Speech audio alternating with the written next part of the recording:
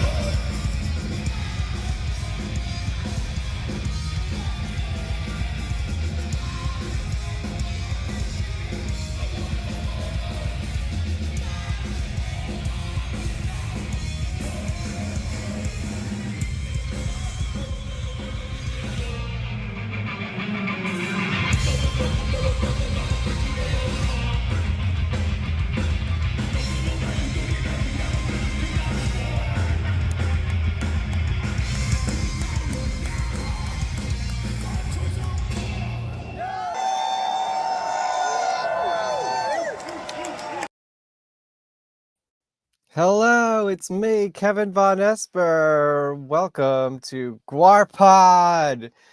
We have an old school GWAR in the house today. Are you excited? Uh-oh. But we are actually very far away from each other, so we're hoping that we don't run into any spooky technical difficulties. Let's see. I should do the intro, shouldn't I? Let me get the intro ready for you, and then we'll kick this thing off. We got the original Ballsack, the Jaws of Death, in the house tonight. Well, it's early for him and late for me, but we'll get into that in a moment. You're watching GWARPod. GWARPod comes from on GWARPod. GWARPod. GWARPod. GWARPod.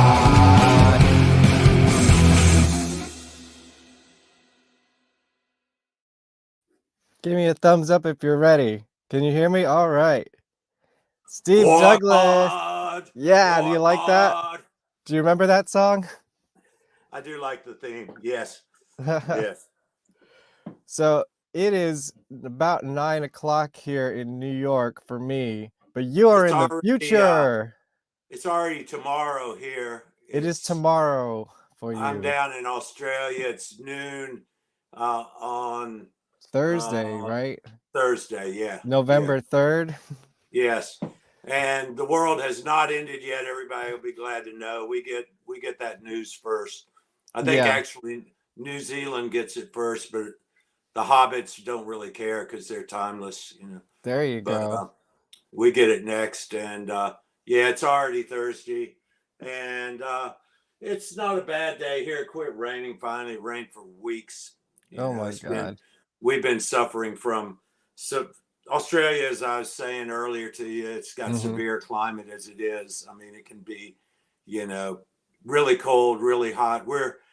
I am the closest to GWAR's homeland of Antarctica of any living being. That's right. That's right. Yeah. We have penguins in reality. You know, they walk up on the beach and trying to get away from the Antarctic stronghold. But yeah, we get that Antarctic wind. I'm just outside of Melbourne, which is kind of like being in Buffalo in New York. See, that I know, that I can understand. We're topsy-turvy. I mean, I know it's very cold in Buffalo. Is it very cold there? No, it's not as severe as that, but we do get Antarctic winds like crossing over, and we do get some cold spells, but no, it's nothing close to Buffalo. Yeah. Right. We're lucky to get a tiny smattering of snow, unless you're up in the Victorian Alps or something, which they'll get dumped on. Buffalo. But yeah, it's almost springtime here. Everything's topsy-turvy. You know, the toilets go backwards. Mosh pits go in a different direction. No kidding. Is that real, or are you just fucking with me? No, toilets definitely go in a The different toilets, direction. but the That's a circle pits physical. are always the same, right? They are the same. Yeah, We've foisted that fallacy on people on tour and that's hilarious. stopped mosh pits, and told them they're going the wrong direction. And you'd be surprised. It's kind of hard to go change directions in a mosh pit. It really Yeah, is. I never really thought about it until now, but that would be a really disorienting, I think, especially Yeah, if you're already spinning in one direction. You're right. I've only really seen a mosh pit yeah. go clockwise. That's so Or weird. actually counterclockwise, looking Is from it? above. Oh, Yeah, yeah, I guess so from the stage perspective. yeah. Did you But do you see a lot of that these days, or did you see a lot of that back? Well, let's say yeah, we're you talking to still. Steve Douglas, the original Balzac, Jaws of Death here, just in case you didn't know. Oh, look at those legs in that picture. I Damn. know, yeah, I just updated the flyer today. I was so busy for Halloween weekend that I know you sent me this beautiful photo of you in the costume. I sewed that little loincloth myself out of Did you?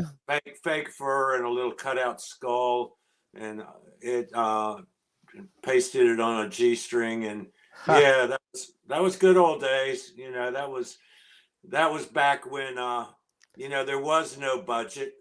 you know, the yeah, budget. I think the first ball sack jaws were there you made go. from a catcher's mitt mask with Mm, duct tape, and we did get some springs to make the jaws flap and stuff like that, but none of that high budget stuff you see these days. That clip from Philly, yeah. I don't know how Dirks plays in those hooves. It was Dude, hard that's enough. that's a mystery to everybody. Like we've all seen the diagram of how it works, but we still don't get it. Yeah, It's so crazy. I think he's got it those was. high shoes like Gene Simmons, and then Yeah, it's just like an optical illusion. He's standing right in front of me all night, and I'm still just like I'm staring at those hooves, like trying to figure out how it works. I found it hard enough in that outfit. Like you can see in one of those pictures, my max is tilted up so I could actually see my fretboard. Right. Yeah, but no, it was and it was all just rough harnesses and stuff like that. It wasn't very comfortable, but That was a um, question. What are those no, original costumes like to wear? you do what you got to do, Yeah. and it's come a long way with the mask making. You had one of the mask makers on one of your previous GWAR pods, didn't you? Hunter Yeah. Well, or was Don? who was that guy from House of Mask or Oh, something? House of Masks. Yeah. Yeah, Well, yeah. he's more of a collector of the masks. Right. Got it. Okay. Yeah, yeah, but we did have Don on and we had Hunter on, and they made a lot of the costumes, I'm sure. Oh, that's great. I didn't see it. How's Hunter doing? He's good. He's out wrestling in California. Yeah. He's like a renegade scumdog, and Yeah, I know.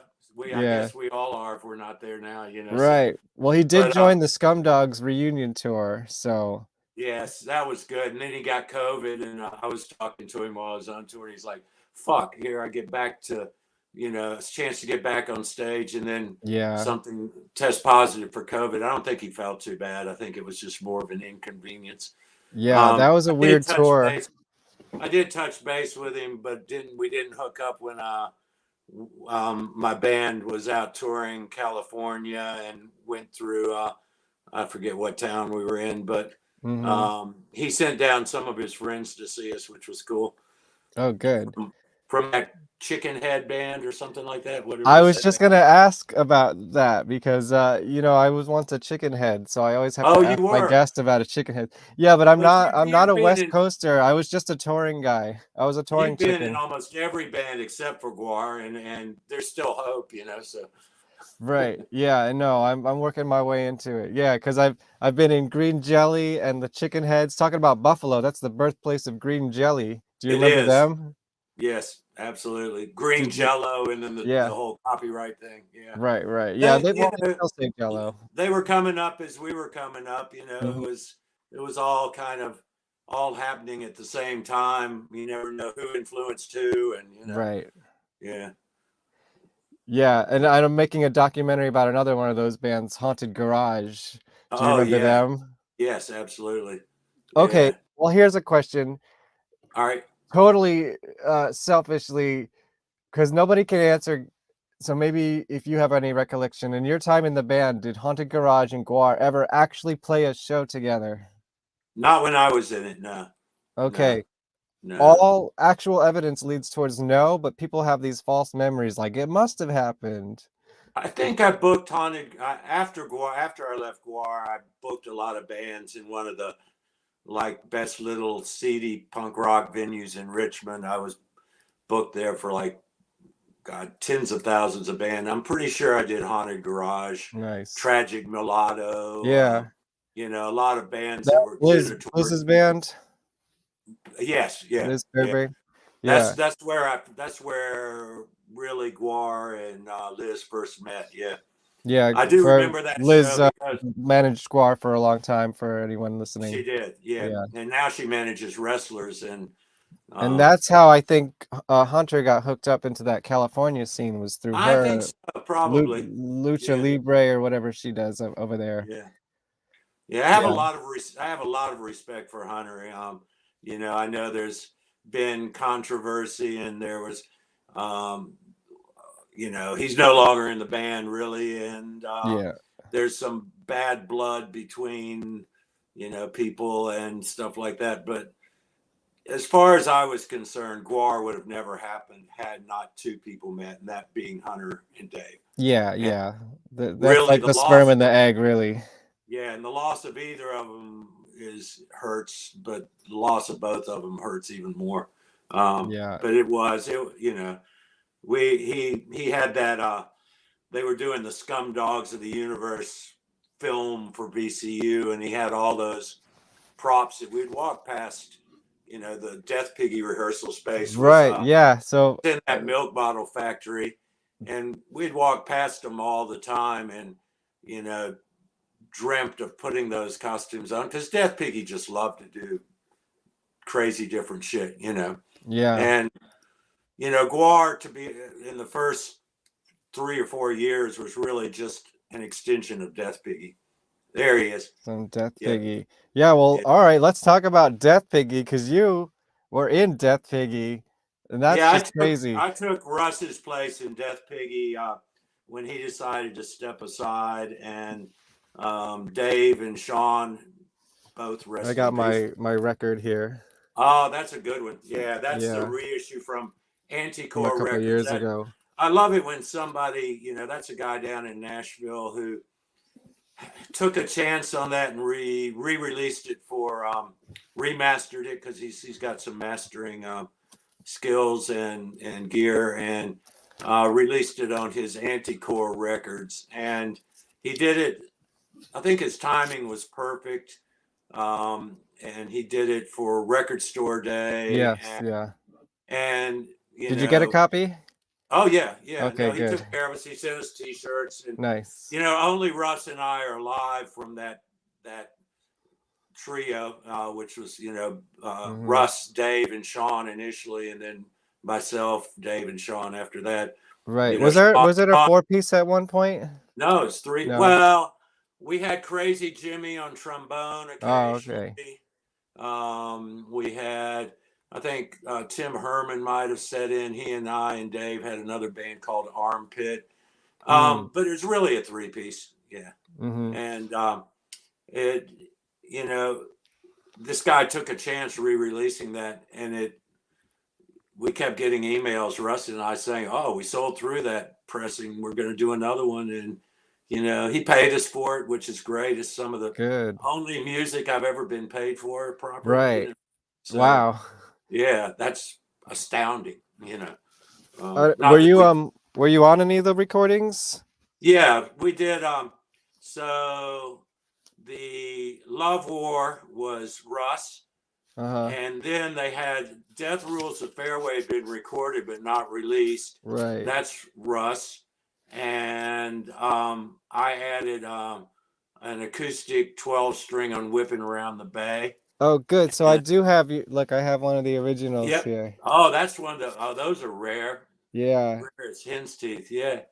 And then on our R45, Ground B Sound, Joey Died Today, Yeah, there we Poet. go. Yeah, that Ground beef sound.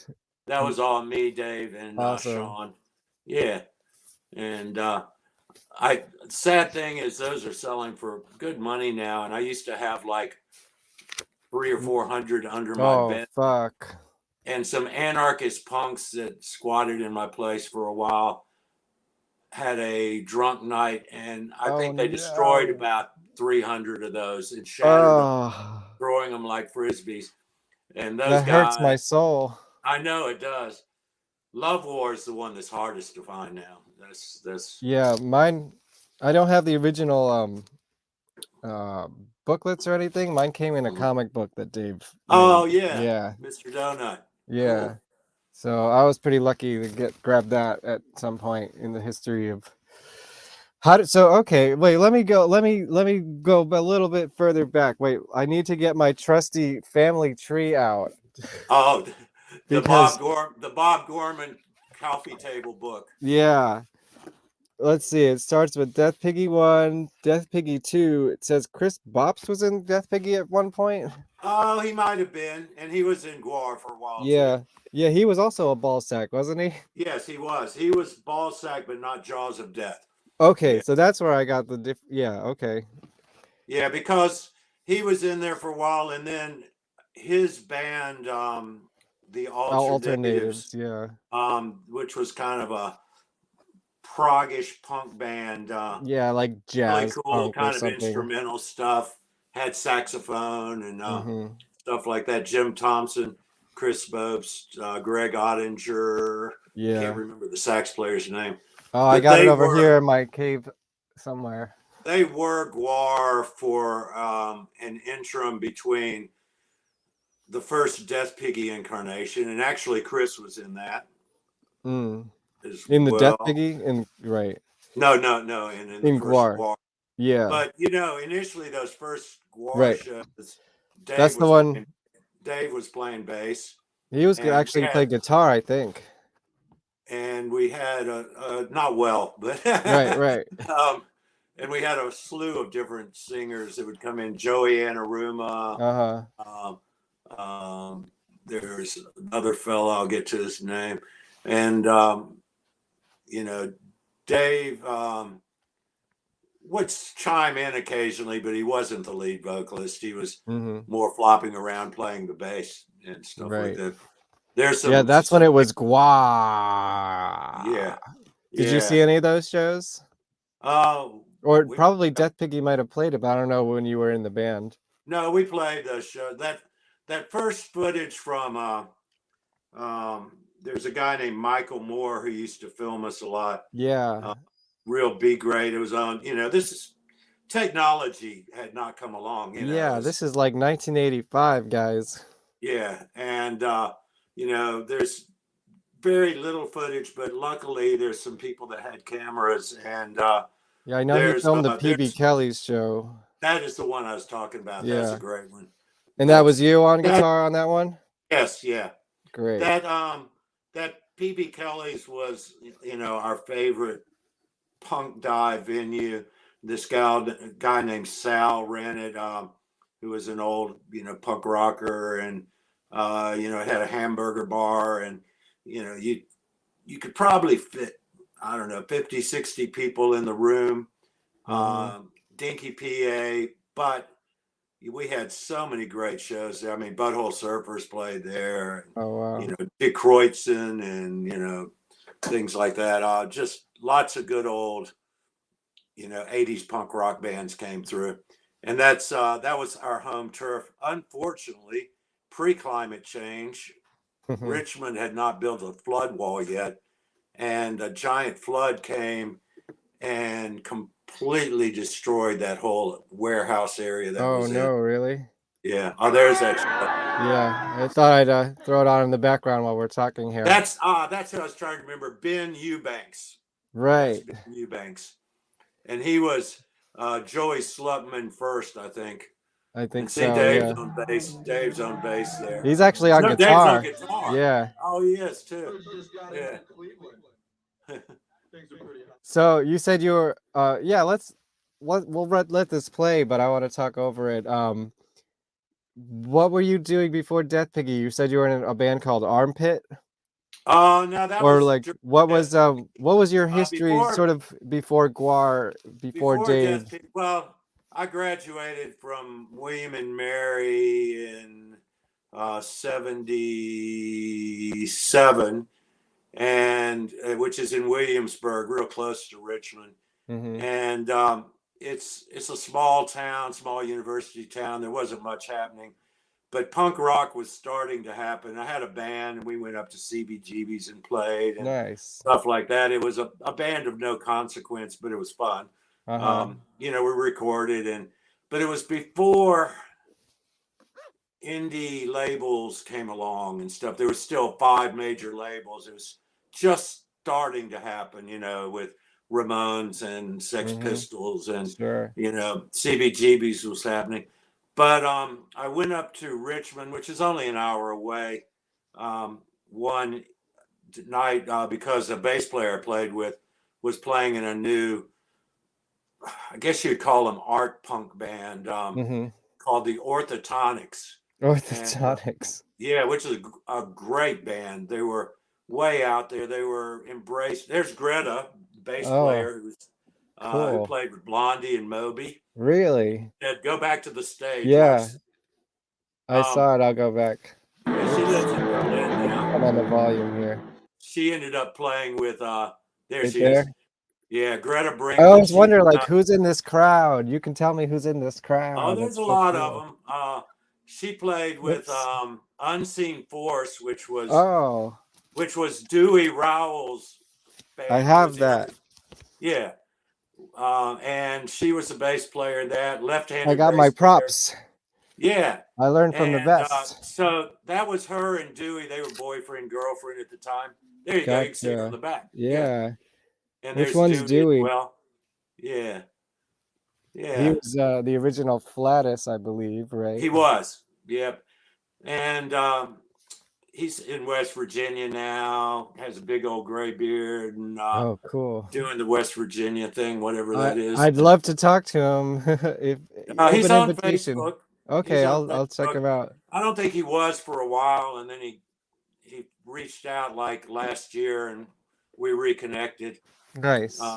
So that was our first no. That was my girlfriend worked in an office downtown, and she said, "Hey, I can get all this styrofoam." So she Wait, bought so that's bags. you? And bags. Yeah, that's me. Look Yeah. at that. That looks like it's made out of cardboard and It was. yeah. It was cardboard, paper mache, silver paint. It did Amazing. have springs. Yeah. Yeah. Did move a little bit. Yeah. I think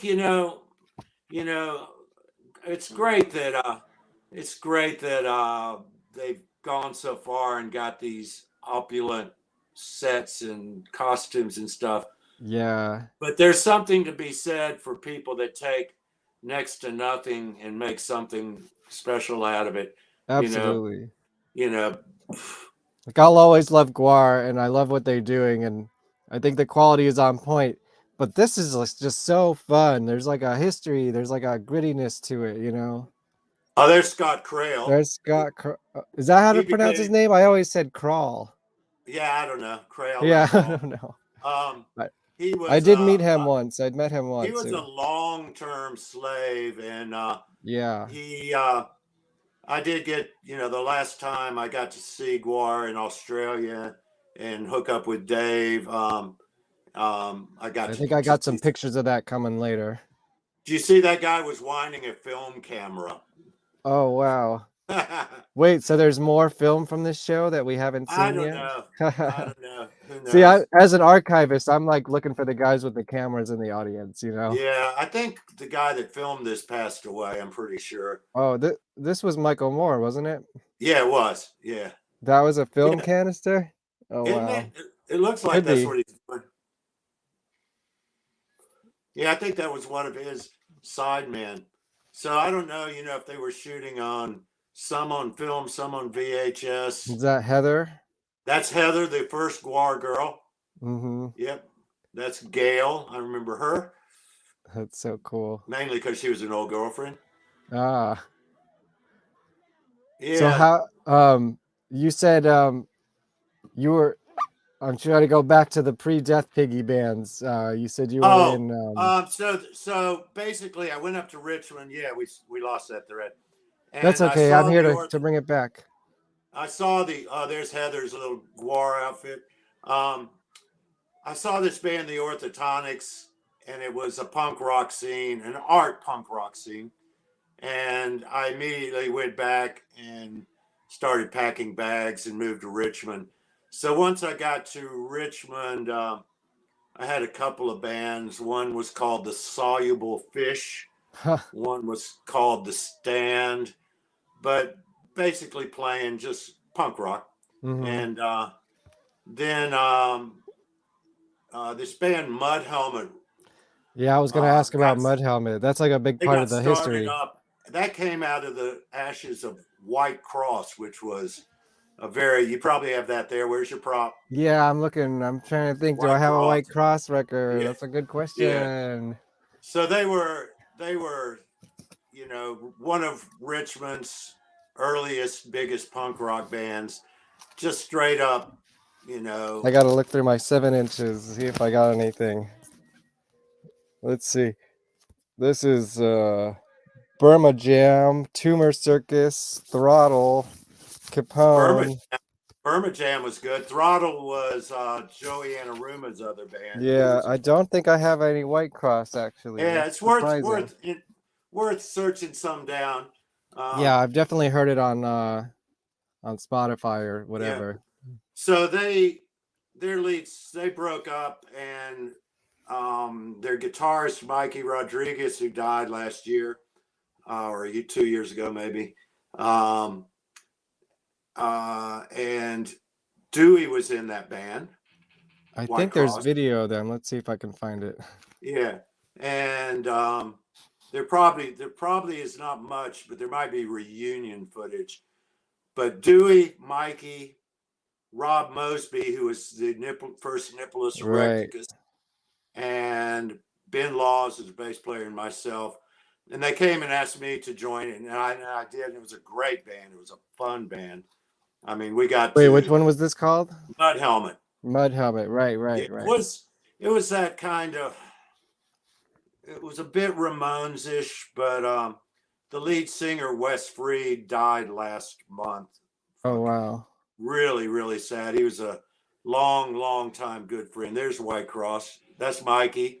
That's Crispy, who was the singer. And you'll probably see Dewey and Rob in there. Yeah, they were like a Richmond punk rock staple, right? They were, absolutely. But Mud Helmet, got some acclaim and Mud got, Helmet. That was more like just kind of more of a rock and roll band. Am I it correct? is. It was kind of straight up Johnny Thunders, Yeah. New York Dolls, that kind of stuff. I don't know if it Yeah. was if I read it in this book or somewhere else that it was kind of like, why are these guys in GWAR? They're like so the opposite of what GWAR is. Well, what was GWAR though? That's, Yeah, exactly. it kind of just, like for me, it's really odd because everybody has their own viewpoint. For me, when we're doing GWAR, we were making fun of metal, Right. and Yeah, that's how I it, always picture it too. Like it became metal. it You know, became now metal. now GWAR is playing with metal bands, and they're doing the. It'd be a cool thing to do. They're doing the, what are they calling it? It's a boat cruise. Oh With yeah, I saw that. Lamb of God. I'll get to the name of it. I saw that Uh, today. Yeah, I forget what it was called. yeah, uh, Hellbanger boat or Who something was it? like that. And Mastodon, I think, is playing or something like that. yes, Yeah. yeah, yeah. So for See, I'm a me, punk rocker. I'm not as into heavy metal, and that's kind of like where GWAR same fits for in for me. me. Same for me. I do like Lamb of God. Randy was a Sure. great friend. He came to all the early, GWAR shows. Burn the I Priest, booked, I right? booked, I booked his first 9 shows with Burn the Priest before they That were Lamb of God. right. And I'm really proud of him and really glad to see they're fucking huge. I Yeah, mean, who GWAR knew? is 3 levels down underneath Lamb of God now. Yeah, When at one time Lamb of God was opening for GWAR, you know. yeah. I think Uh, the first time I ever saw GWAR, which was probably around 2000-ish, yeah, maybe 2001. I think they were opening. I missed them, but they were the opening band, yeah. and I think it was And their first national tour ever, probably. I can listen to Lamb of God and enjoy it, no doubt. There's Hmm. a lot of metal I can't listen to though. I just, Right. have no desire to. But for me, GWAR, dressing up in those costumes was like, I don't know about you, and it's probably blasphemy for some, but I was never a Kiss fan, Uh-huh.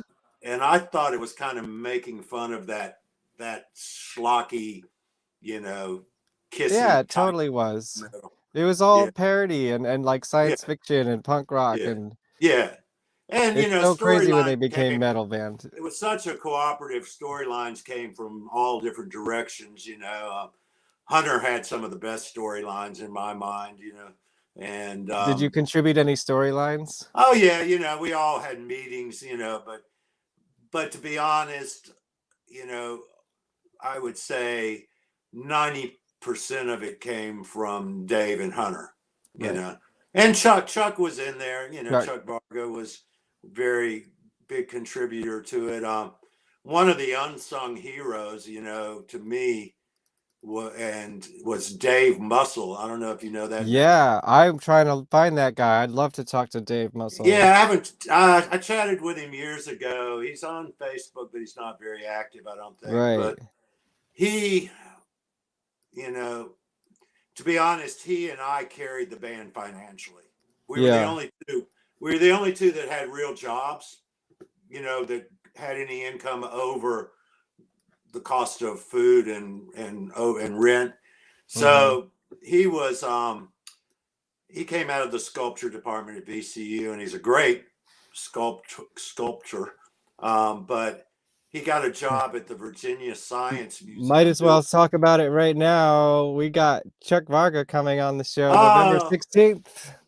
Chuck, I got a lot of love for Chuck. I know he was a little Yeah. bit out of shape with his treatment, and I guess a lot of us are, but um, he wore it out there publicly a little bit, Hmm. but he backed it up a little bit too.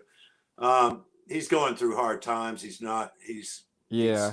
dealing with cancer right now, which That's you why I know, definitely wanted him on the show. Like, I yeah. gotta talk to him now just in case, Well, yeah. Well, you never know.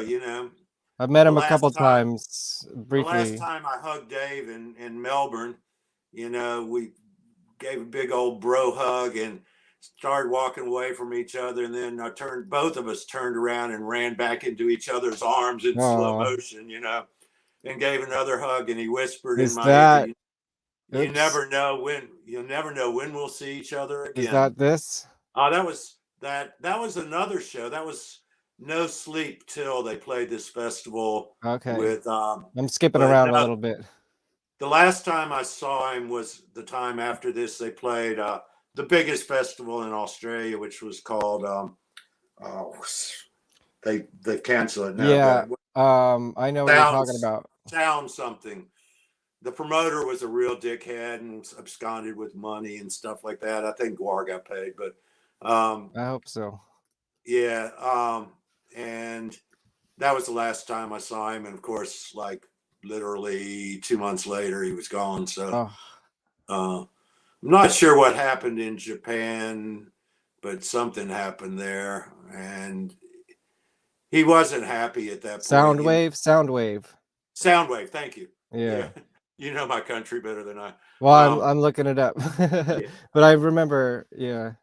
but we had a really really No good sleep till chat. Perth. Oh, Yeah, No Sleep Till happened in Perth and Melbourne, and that was Dropkick Murphys, oh and wow. um, who else was on that? I mainly went for GWAR, but I did see GWAR, Dropkick Murphys as well. This is Um, some amateur. I think this is the last time we saw Gorgor as well. I think he it was left was in Australia, Gorgor. right? Gorgor broke down, and that was um, because I was backstage and stuff at the Melbourne show on this tour, Scott came running out and they couldn't get GWAR to work. And Oh no. GWAR was placed into some storage unit somewhere in Australia and is in hibernation there. But I think that Yeah. was the last appearance. But yeah, broke down on the Melbourne part, which is sad because it's a Yeah. great character. Yeah, I a know. big. Yeah, I'm sure they'll bring him back. I thought I weren't they scheduled to play Australia again with the new lineup, and then COVID got it canceled To maybe. be honest, I don't even know. Yeah. You know, I was like, oh, they're finally gonna get Gorgor back. you're interviewing me about GWAR. I Yeah. probably know less about GWAR these days than the average Sure, 15-year-old. sure. Yeah, yeah. Well, you're not here to teach us about the new stuff. I No. want to let's go back to so how did you join Back to Death those days. Piggy? How did you So, get into Death Piggy? okay, That's the so question. I was recommended for Mud Helmet, and I got into Mud Helmet, and we were kind of killing the scene. And then Russ decided to leave Death Piggy, and Dave came by the house, and he had seen Mud Helmet, and he liked the way I played, and asked me to join Death Piggy, and I obviously and immediately said yes, because Had you seen them around Death before? Piggy, and Mud Helmet were kind of the two biggest punk rock bands happening right then. There were a few others that were great, but they were the two drawing crowds, and it was a busy couple of years for me. It ended up that spread out. I ended up being in 5 bands at once, and it was before you had iCalendars or phones. Right. Yeah. I had to keep like a diary of where I had to be every day, Sure. and I often ran from one show to the next, lugging my Marshall stack down the street to get from the Death Piggy show to the Mud Helmet show, or the Mud Helmet show to the Death Piggy show. Or another great band, the Snake Handlers, which was more like Southern Gothic, spooky. I had a Cool. female singer named Jeannie Freeman who was just gorgeous. She was like Did you ever? Morticia. Oh, You I'm know. interested. Did you ever put anything out with that band? We did a recording and the engineer fucked it up he distorted the hi-hat, so it never came out. There was some tapes, yeah. What was But it called nothing again? Snake Handlers, And all one word. okay, Yeah. you know if there's any video out there of Snake Handlers? There would be a little bit. There was a pre-Snake Handlers band called the Mystagogs. I was Were you not in that one too? No. And then there was a first version of the Snake Handlers, which had some of the alternatives in it. Then there was Tim Harris from Keepone. Yeah, Tim Harris. And he played guitar on some GWAR records too. And he was also in that Burma Jam that you had. Yeah, I'm sure, Yeah. right? Yeah, he's a great guitar player. Yep. There's Snake Handlers. That's the original lineup. And that is that you? No, Jim Harris. Thompson, I'm though. not in that picture. No. Ron Curry, Tim Harris. Ron Curry was in Alternatives. Tim was in Burma Jam. Yep. Oh, I guess it's just that one picture. Yep. The second incarnation of Snake Handlers was Jeannie and Johnny, the guy down front and the girl, and they were a couple, and their apartment was the coolest apartment because it was full of, Munsters and Addams Family and, spooky. They didn't have to decorate for Halloween. Put it that way. Sure. Yeah. And then the second cool. lineup had me, Paul Watson, Johnny Hott, and who else was in that? But it was a successful band, doing that Southern Gothic end of it. And there was another band I was in. What else? Oh, we started another Mud Helmet spinoff that was acoustic called Dirtball. So that was basically the same super fast punk rock songs done real slow on acoustic guitar. That's funny. With kind of an alt country twist to it, What about Mutant Drone? Did you have anything to do with that? Mutant Drone was Wes, who died last month, singing with Bruce Blizzard. They were kind of a psychedelic punk band, I guess you'd call them, and a little bit of a noise art thing going on. But Wes when Mutant Drone kind of wrapped up, Wes became the singer for Mud Helmet when I Gotcha. joined. Yeah, and was also the singer for Dirtball, and Dirtball put out like 4 or 5 3 CDs, and Okay. the Shiners, which was like alt country, Southern Gothic kind of stuff. Mhm. And that was Wes and myself. I And think I have that here. Is that yeah, Shiners? yeah, Yeah. with that politically incorrect Confederatism. But Yeah. it was way before the monuments came down, and that course Right. kind of. Yeah. Well, I'll ask you about that a little bit. I have a question from the audience. By the way, if you're here, drop your questions. We're all a group conversation here. What Evil was Kitty asked what my guitar of choice is. In GWAR, I was playing a 1957 Les Paul Jr., but these days I play only Reverend guitars, and they're made in Detroit. is that what And, this was? and I really, really love the fact that they're affordable, set up really nice. So this is kind of my main guitar now. This is a Reverend Reeves Gabrel. He played guitar for the Oh, Cure. you're speaking his language. Reeves Ah, Gabrels is my brother's. That's Evil Kitty Music is my brother. It's his favorite guitar player. He has this a is Parker Fly tattooed on him because of him. this is his signature edition Reverend guitar. He's got one. Yeah. Is that what he's playing in the Cure now? um, this one and another signature model. Yeah. Yeah, no, he's playing Reverends, absolutely. That's And awesome. yeah, and he's a great guitarist to kind of hey, Evil Kitty, what model Reverend do you have? Yeah, I've seen Reeves in Bowie with him a couple times, and I've seen Yeah, Reeves Tim the solo Gene. as well. Yeah. He's such a textural, classy. Oh, he has one of his actual Reverend guitars I signed forgot by about him. that. Yeah, yeah. Same with this one. Yeah. That's awesome. And My Killer Podcast in the house. What up, Mel? We're talking GWAR tonight. all things kind of Yeah, spinning off. I'm all over the place, but that's the Yeah. kind of nerdy stuff that I'm into is like the details, you know. Yeah, and that's good. We need archivists, Yeah, that's what this show is all about. without archivists, a lot of history, just doesn't make the cut, Yeah, and I wouldn't give up those times, those things I experienced, for anything. It was just such fun days. I mean, life's still fun, but that was pretty yeah. special. Richmond was an enclave, for art and punk rock bands and all that, and something to do with the fact that it was an inexpensive city to live in at the time. We all lived in the same kind of post-Civil War neighborhood.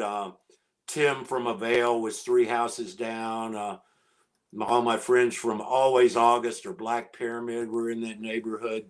Dave and I had an apartment over a barber shop there. I was wondering, did you ever live in the Dairy? Yeah, I didn't live in the Dairy, but I kind of spent so much time there. It felt like it. Dave did. Yeah, Dave did. and Hunter And did. seeing and Hunter did. And of course that was illegal as hell. It was a squat, Right. Sure. But seeing the conditions that they lived in there, it was bad enough to just go in and practice. And Mud Right. Helmet had their practice space there. Death Piggy had their practice space there. It was a big building. You could get lost in it, That's what I've heard.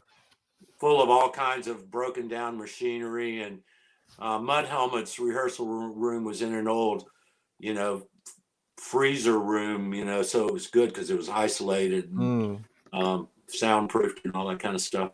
It was actually Mud Helmet shared a space with a musician named Ronan Chris Murphy, who produced the GWAR. Yeah, he's oh my God, and he's killing it with the new records. I think so. And the remix Scum Dogs to be that he honest, did. it's the first GWAR I've listened to in 10 years, you know. And I did it. I listened to it because I respect him. He Yeah. masters all my stuff when I send Okay. to it. He masters it. And he's never known picked more for like working with like King Crimson and stuff like that. right, but King Crimson. You know, Robert Fripp doesn't just work with anybody. You know, Right.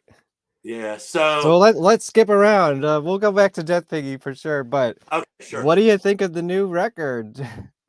Well, the new record, I love that production. You know, I think it's the best sounding GWAR record ever. Like without a doubt. without a doubt. Yeah. Without a doubt. I'm not a huge fan of the Okay. songwriting.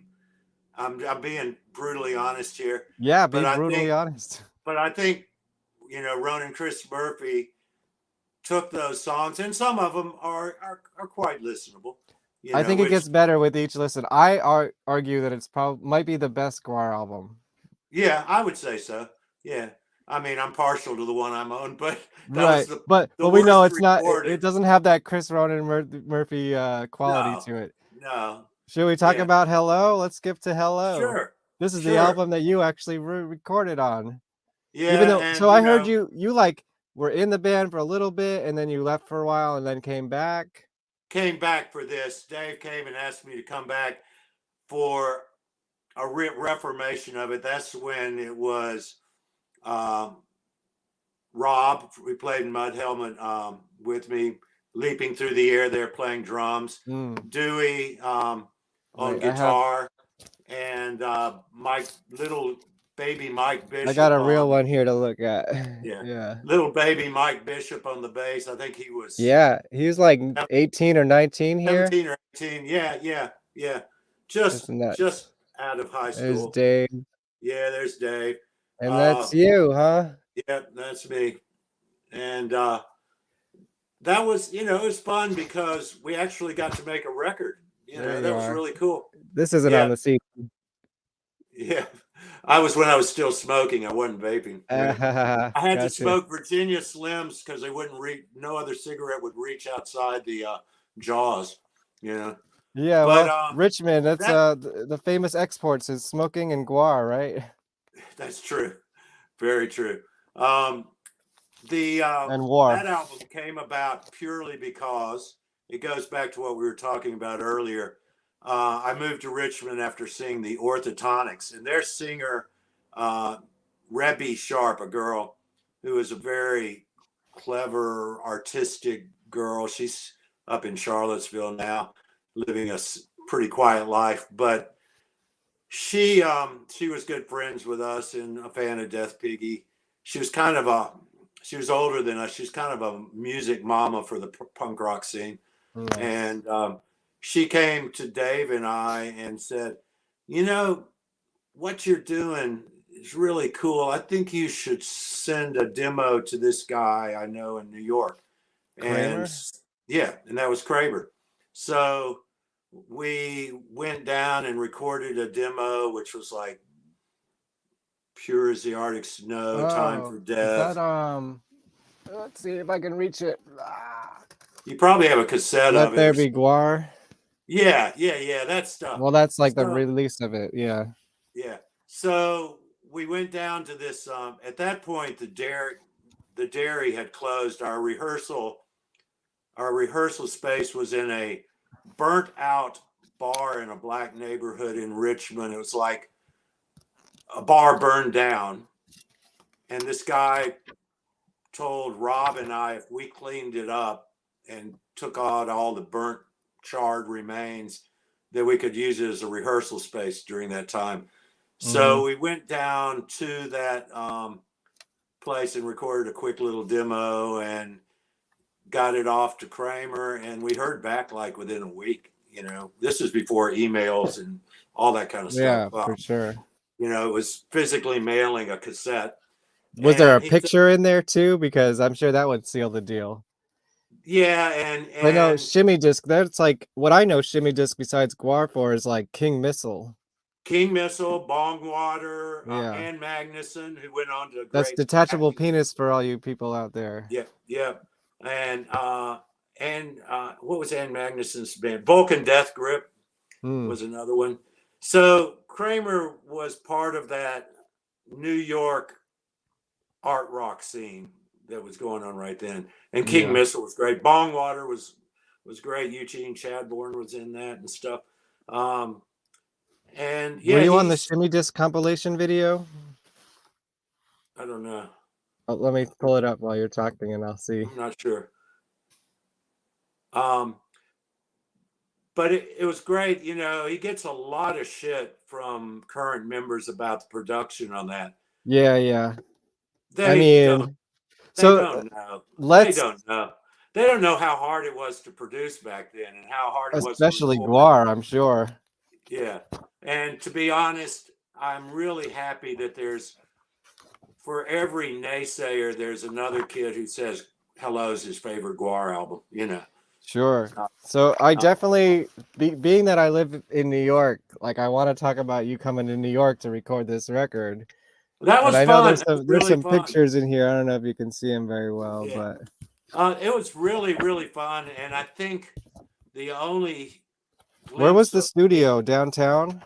it was on East Broadway, Soho. Does that sound right? Yeah. Yep. Yeah. Yeah. And it was where he lived. It was where Kramer lived, and Gotcha. we went upstairs, and half of the floor was his residence, half of it There we was go. his I think, studio. Oh yeah. Oh, is that you? You know what that was? While we were in New York, Lisa was the GWAR girl then. Yeah. Lisa and I were the only There ones we go. game. We dressed up and went down to MTV Oh, and that was walked in. you? We went down unannounced and walked into MTV, and I walked up to the counter and slammed a VHS on it and said, "Play this or we'll fucking cut your heads off." Hey, there's a lot of pictures of you in here.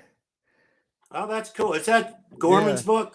Yeah. You know, I never got a copy of that. Oh man. It's know. it's like the Bible.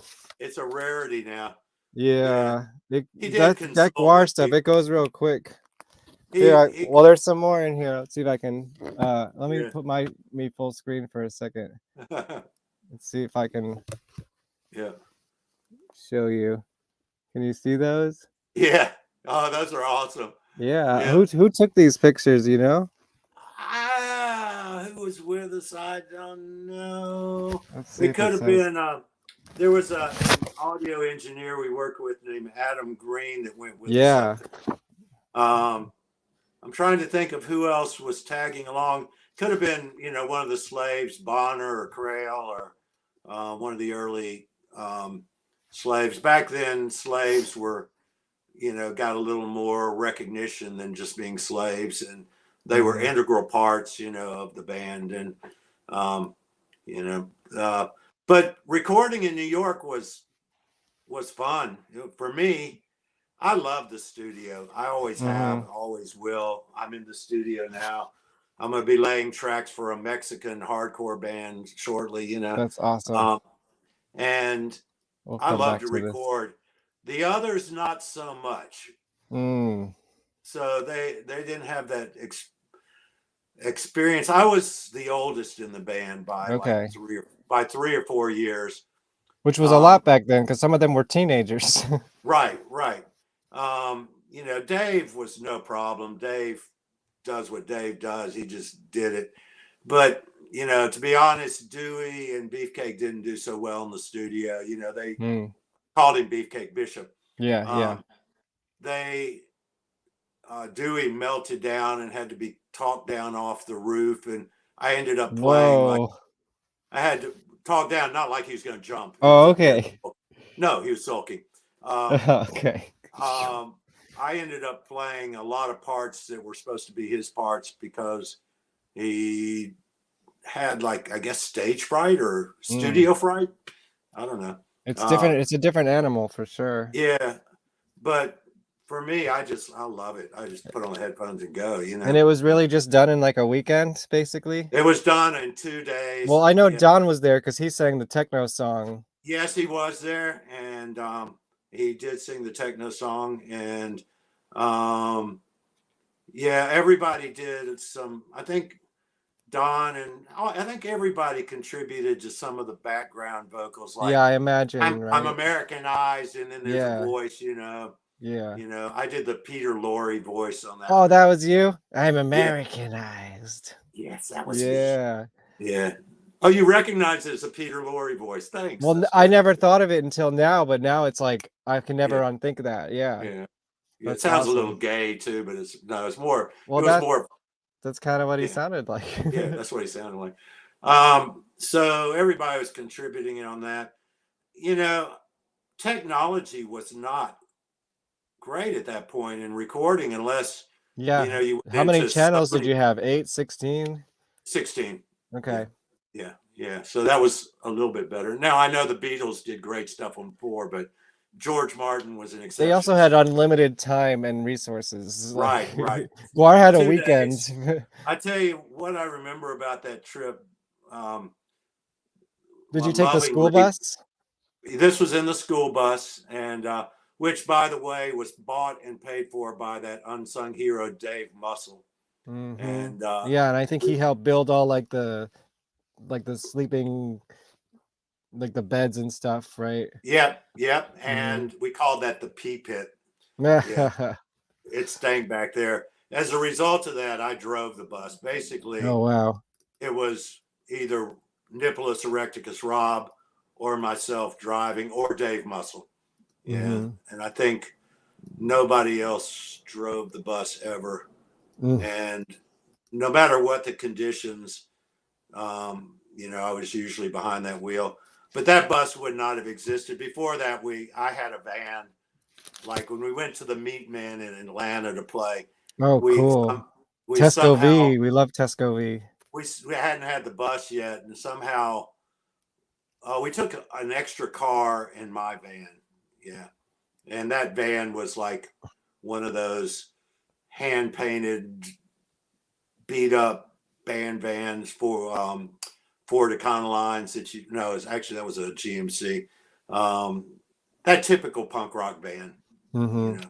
It That's a runs for lot a of couple of smelly years. costumes in that van, huh? Oh, I that bus stank. That bus stank badly, and bet. that's why we called it the pee pit. We had this thing called to make time down the road. Somebody engineered a pee funnel. They talk So about that in the documentary. oh, Yeah. do they? Yeah. Do Did they? you see it? I haven't even seen it. Ah, That's how much that's always one of my leading questions. Leading questions now that we're an hour in already. I What will did you think watch of it. the documentary? Oh I man. will watch it. I know I was left out for the most part, so you know, Yeah, that's you and gotta see it though. others. I You will know, I got watch it. my Blu-ray and I still haven't checked out all the special features and stuff. I forgot. Ah, I've been okay, too that's busy cool. this Halloween, you know. But that pee funnel was a good idea in concept. It was just a giant funnel to a hose through a hole in the side of the bus, Yeah, so people could piss going down the road. Because you had they 10 talk people, about you that. didn't want to stop every 5 minutes to piss. And the thing is, if the windows were down, it would spray up the side Oh, and then into the back of the bus. oh no. And obviously, you know, early GWAR members, some members did not have the best hygiene either. Sure. Um, you And know, touring, it's I mean, touring, it's tough to find a shower anyways, you know. you come out of a show, you know, you're drenched in spew, sweat, and sometimes you had to get right back on that bus, Right, you know, exactly. and go to the next place. So, Yeah, I mean, um, I did a tour with Green Jelly and a tour bus, but still it was just like similar yeah, situation. in a real tour bus, you It mean? was a real tour bus, thank God. Yeah. It wasn't So that smelly, but that's a whole different story. I know like the whole, you know, like, oh, if you find a shower, it's like a rare opportunity. Yeah, and that's still true for bands on tour, even Sure. just regular old rock bands. It's great to have a shower. But the other thing I remember about New York that I really loved was Dave and I found this Dominican restaurant right a block away from the studio, and we'd always have a big breakfast where we would scheme and plot the day ahead. and they had these beautiful black bean breakfasts that were just awesome. So that was nice. And I guess the third big memory, that MTV going down with Lisa, that was fun. You know, we didn't even get on MTV. We were Oh on yeah, that's what I wanted to play. we got on Night Flight. Whoops. We got on Night Flight, but not on MTV. And the other Is this cool you thing, in this video? This is from the Shimmy Disc compilation video, I believe.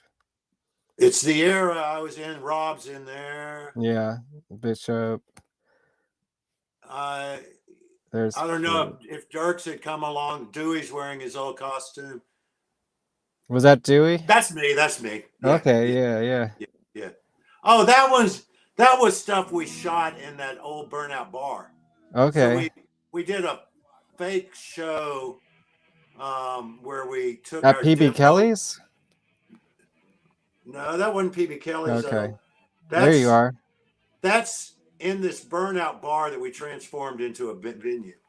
Nice. And we got several friends to come down and shoot it.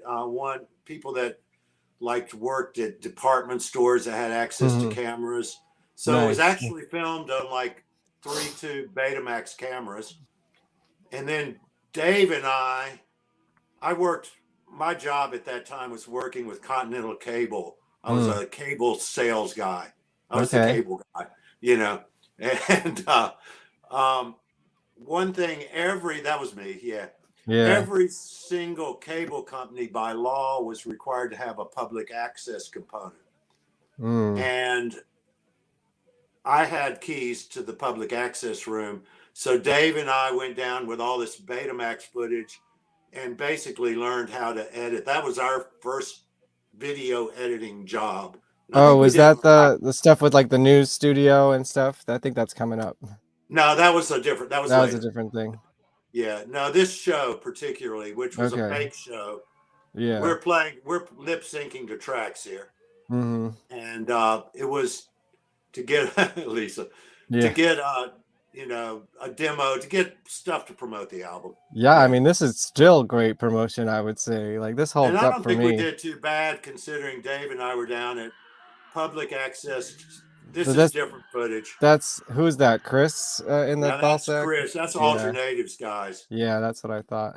Yeah, it all kind of blurs together, and you know, occasionally I have to wonder, is that me or is that not me? Because you know, it's there for 5 years, but it was a short time. Was it 5 years, really? Well, between from the first Death Piggy GWAR show with me, till after Hello. Yeah. Gotcha. Yeah. So did you did like the Hello tour as well? I did some of the Hello tour. Yeah, that was basically when things started. There was a few guys in the band that didn't like me. Okay.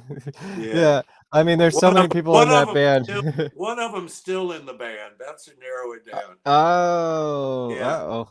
Are you okay now, or is there still beef? Oh, I couldn't give a fuck about him. No. Okay. No. To be honest, I'm close to just despising. Yeah. And that makes it a little difficult to enjoy the new GWAR. But I do really like Dirks, who took my place. So that makes it a little easier, you know. Gotcha. But you know, do they use the expression over there? It might be something I learned here. Tallest poppy syndrome? I don't think I've heard that one. Okay. The tallest poppy gets cut down. And that's something they use in Australia a lot. Or the highest nail gets hammered first, or I think that's something I've heard in America. I don't know. Basically, I was Dave's right-hand man and supported Dave in every decision, you know, without question, pretty well. You know, I would advise or consult, but when it came down to a decision making, if Dave wanted to do it, I'd support it, you know, unless it was really stupid, you know.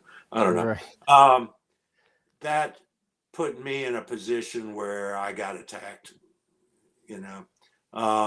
I had great friends in the band and great support, but it was a democracy. And unlike Trump, when I lost that vote, I conceded, and Mm-hmm.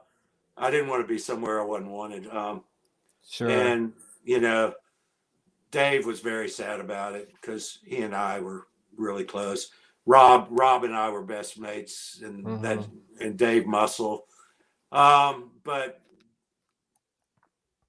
when things happened, like you know, nobody could eat, and I had to pay for the food to get everybody, and I wouldn't make a second sandwich for a certain somebody because there wasn't enough to go around. Mm, It makes me look bad, even though I'm the one feeding everybody. right. So there was a little bad blood there. Um, Fair, I'll fair. never, yeah, I'll never be friends with that person again. Yeah, nah. We could Um, leave it at that. Yeah. yeah, the others who may or may not have been in my camp. Hunter.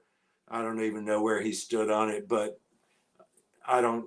I still think he deserves all the respect in the world Sure. for being the seed, the egg and the sperm, like he He was did our logo for us too. Oh, that's awesome. He's doing graphics for Yeah. bands more now. I think I'm going to Yeah. get him to do He's up something for for me. commissions. Go pay Hunter to make you some art, everyone out I there. will. I Not love, just you, just anyone watching. Like, pay these I, artists, man. I've already mentioned it, and I think I will get it.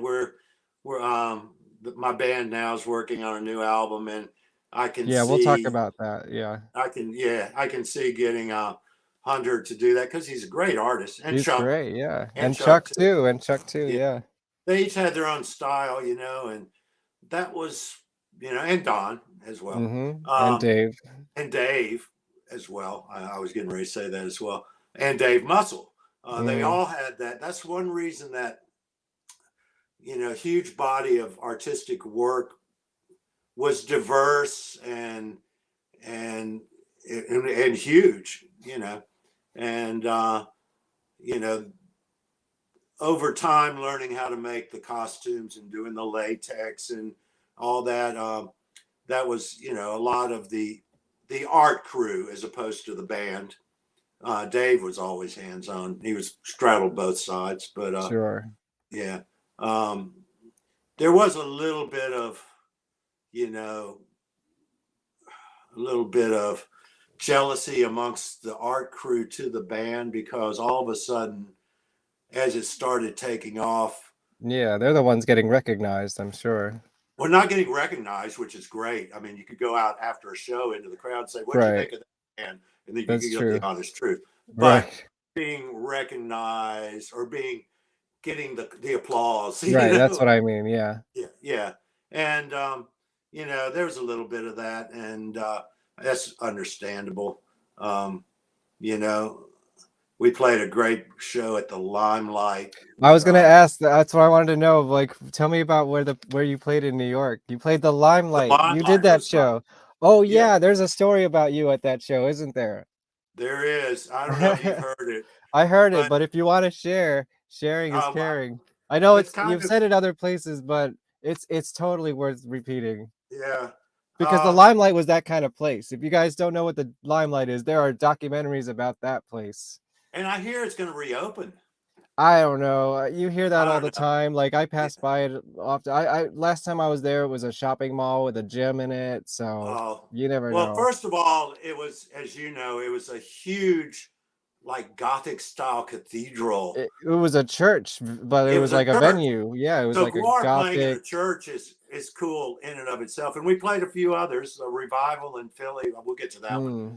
But Limelight, who did we play with? Bongwater, and I know I met Peter Steele from Typo Negative there, Oh and wow. he was a really, that was, meeting him was like meeting somebody larger than life because he's larger than life. Was that when he was in Carnivore at the time? I think it was Typo. Okay. Okay. Yeah. And I remember shaking his hands, and I have big hands. His hands were like twice as big as mine. They were Yeah. giant. They wrapped around my hand. But at that show, and at most shows, and this was part of what led to some of the jealousy. the girls often came over to where I was. I had better They love legs. those jaws. Well, you got. Did you have those balls hanging out too yet, or was that And later? no, that was later. But I Yeah. only had that little loincloth on. Yeah. But I was right down at the front taking a solo in Pure as the Arctic Snow or something like that. And this really, really beautiful stewardess reached under and pulled my junk out from under my loincloth, which I wasn't going to stop her. And Yeah. and that was fun. Let's You know, see that something costume again. Oops, that's not it. This one. Look at there this. it is. There's Yeah. hardly anything It protecting you was it there. was very accessible. And after the show, I hooked up with her and went to the cloakroom and threw coats on the floor and was behind Nice. the counter, That's the But kind of limelight stories you expect to hear. Yeah. that's you have to get a little fun out of it all. But other people weren't getting that attention and got a bit jealous. Dave never had any problem, believe me. Dave, Mm-hmm. the girls' bathroom wall had homages to Dave Oh my God. in our local restaurant, the Village Cafe. And I know Wow. Dave didn't put it up. There was girls' handwriting. And basically the word was out. And but no, that was fun. Playing the Limelight was great. Did you play We the played pyramid? I don't think I did that one. I don't know that I did any other show with GWAR in New York City. Mm-hmm. Um, Well, that's a good one to do. That's I saw great. the Philly show you had up that they played on this tour. Yeah, that was on One of Saturday. one of the last shows I played with them was at an old club in Philly called Revival, I think. It I don't was an know. old. It was also an old church, and See if I can get a picture. we played with the Serial Killers. Oh, Uh, with an S. Yes, I've heard it. Yes. Paul Bear, who was in the Serial Killers, had actually moved to Richmond, and I think he was roadie for L7 on Oh Lollapalooza and wow, stuff. I just saw L7 a couple weeks ago. Greta, who we saw earlier, played in Mm-hmm. L7 for a while, filling in for Jennifer Finch. Yeah, Oh, cool. yeah, Yeah, I got to just do briefly. photos for them in the photo pit. They're a great band, and Yeah. they're kicking ass. They're on tour right now, aren't Yeah, they? yep, they're on tour right now. Yeah, I think it's got to yeah, be the end of the tour because I saw them a couple weeks ago and that was the beginning of the tour. yeah. I can't remember who else played at that show, but that night we left. We were in the big bus, and I was the only one. I didn't drink much when I was playing. I drank, but I didn't Mm-hmm. drink when I was playing. So I think I was the only one sober enough to drive. So I got behind the wheel of the big bus and we had to go to Wheeling, West Virginia, and which is not horrible drive if it's not a blizzard. Oh no. So it was like full on whiteout blizzard driving the GWAR bus, and everybody else went to sleep except for Dave. And he sat behind me just chatting in my ear to keep me awake and stuff because school bus, school Mm-hmm. bus driver. And somewhere during the trip, he goes, "Are you awake?" And I said, "Well, I think, yeah, I think I'm good." He goes, "Oh, I got something that'll make you stay awake." And he reached Uh-oh. around and he put a hit of acid in my mouth, Oh no. like a four-way window pane blotter that While Paul you're Bear. driving? Yeah, Jeez. so then I drove, which was fine. Uh-huh. I've driven tripping before. You have to Uh-huh. pay a little more attention.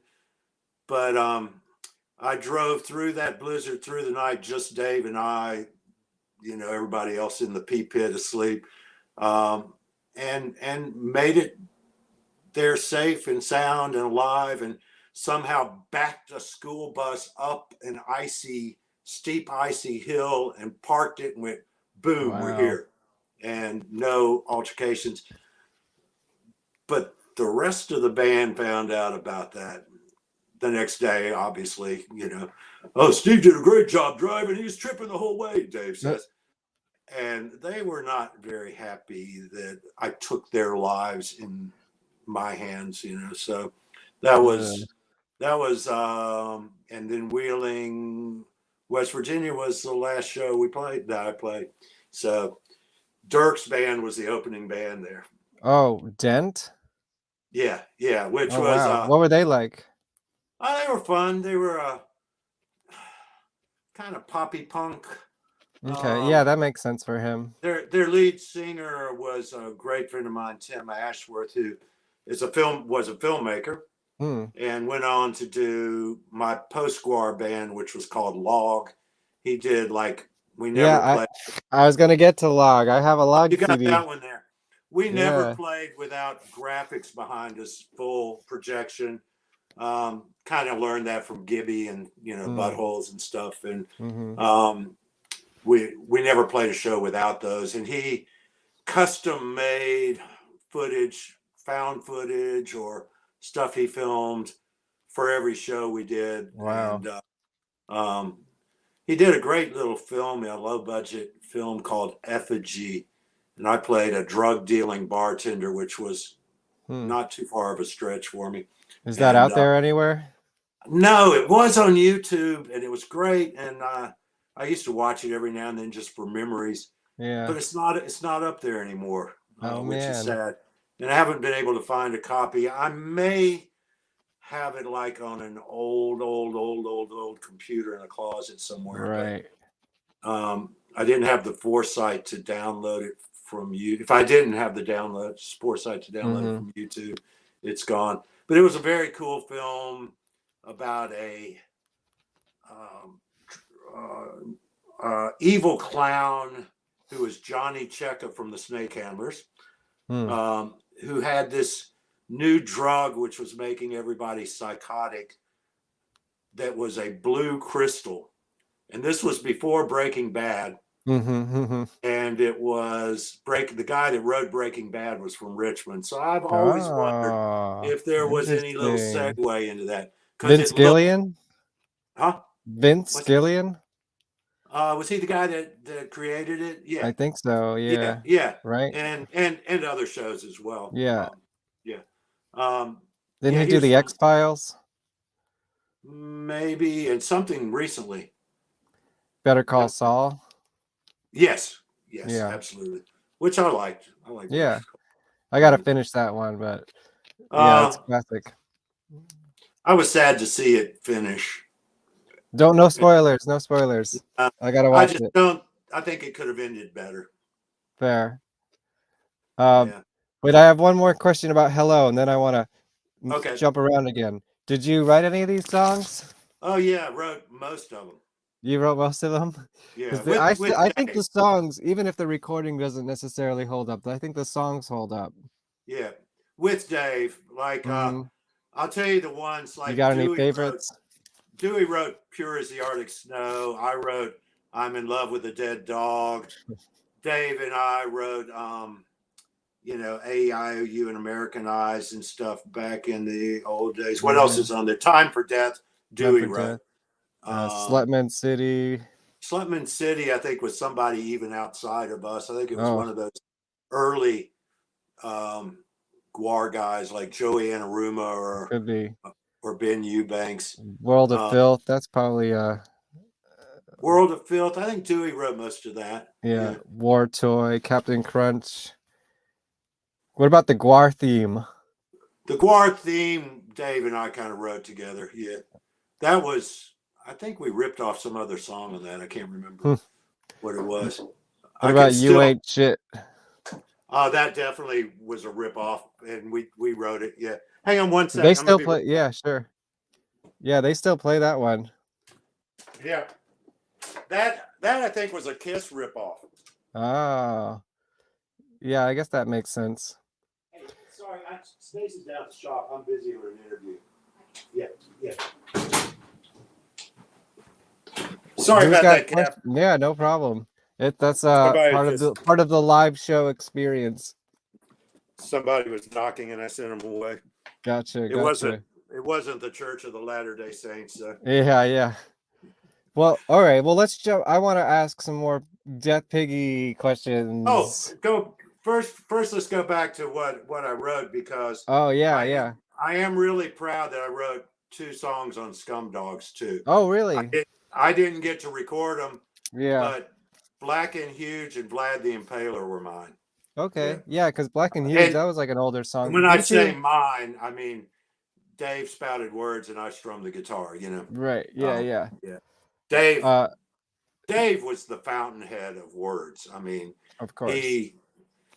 that's something they'll never, ever, ever, no matter who they got, they could try, they could audition for years. They'll never have anybody with his quick-witted, verbal diarrhea. It just exploded out of him. Mm-hmm. And that's something that I do miss in the new GWAR. Sure. Well, I mean, what are you gonna It's just, do? Yeah. what you got to do? He's dead. Yeah, you can't do anything about that. No, I know. I do know that. Um, But Black and Huge, did you record that version that was gonna be on there was gonna be a single, right? And like a music video before Scumdogs. yes, and no, I didn't. Actually, Al Jorgensen produced a version Really? of Black and Huge. Yeah. Now that was. I know he did the Horror of Yig on Scumdogs. He did a Black and Huge one too. I don't know Okay. what's on the record, but no, I didn't get to record it. Oh man. Yeah, I thought that was Dirk's. Yeah. All right. What just gotta like, what was a Death Piggy rehearsal like? Like, It smelled because. All right, so we lived over this. Sean and Dave and I had this apartment over this barber shop in Oregon Hill, this old Civil War neighborhood in Richmond, and part of the apartment was this little downstairs space, about as big as the room, no, a little smaller than the room I'm in now. A very small room that was downstairs that we used as a rehearsal space. But Sean had a cat too that lived in there, and it shed everywhere. oh, So it was pretty bad. That being said, it was a fun place to rehearse because we were right there together. I actually recorded, this shows the timing and the dates and stuff. I actually recorded an old hardcore punk band called Pledge Allegiance in there on 4-track cassette. And they released that, as a cassette, wow. as was the things back in those days. Yeah, in that room, in using the Death Piggy gear and stuff, and but they were sweaty. Sean was a great drummer and left us way too early. He basically broke down over a girl and ended up stabbing a guy, which is not good. Yikes. He broke down over a girl, got drunk, went to her house, found her fucking someone else, broke through a fly screen and stabbed a guy. Didn't kill him, to his credit. He stabbed him in the leg. This was like this was after Death Piggy? During Death Piggy. During Death Piggy. Yeah, he was also playing in a band called the Kashmir Jungle Lords. Oh yeah, I have some of that. Which was it was fun, but it was a little too college. A little too collegey for me. Yeah. I can't say I'm like a huge fan of this one. Sean's drumming is great. And I would go to their shows, but there was more frat kind of party, kind of, mentality. A lead up to things like Dave Matthews Band, Right. Yeah. It was a little bit more country than GWAR. Yeah. And country can be cool if it's dirty and outlaw, and Dirtball had that, but Sean did that and went to jail. So that was where Death Piggy, basically ended. Turned into GWAR. Yeah, and that's where Dave decided to go ahead and retool as GWAR. Yeah. So, I know Sean ended up spending the rest of his life in jail, but it was a short rest of his life. and something. He was in a Boston jail, and nobody ever really got to the bottom of what happened. But either he got killed in jail, he Wow. died in jail, or he killed himself in jail. One of those three I outcomes. didn't know this part of the story. Yeah, and it was sad because he was a fun guy. He was, everybody has their demons and stuff, and if he hadn't drank as much as he drank that night, things might have been different. If she had had better security on her window, maybe things had been different. Yikes.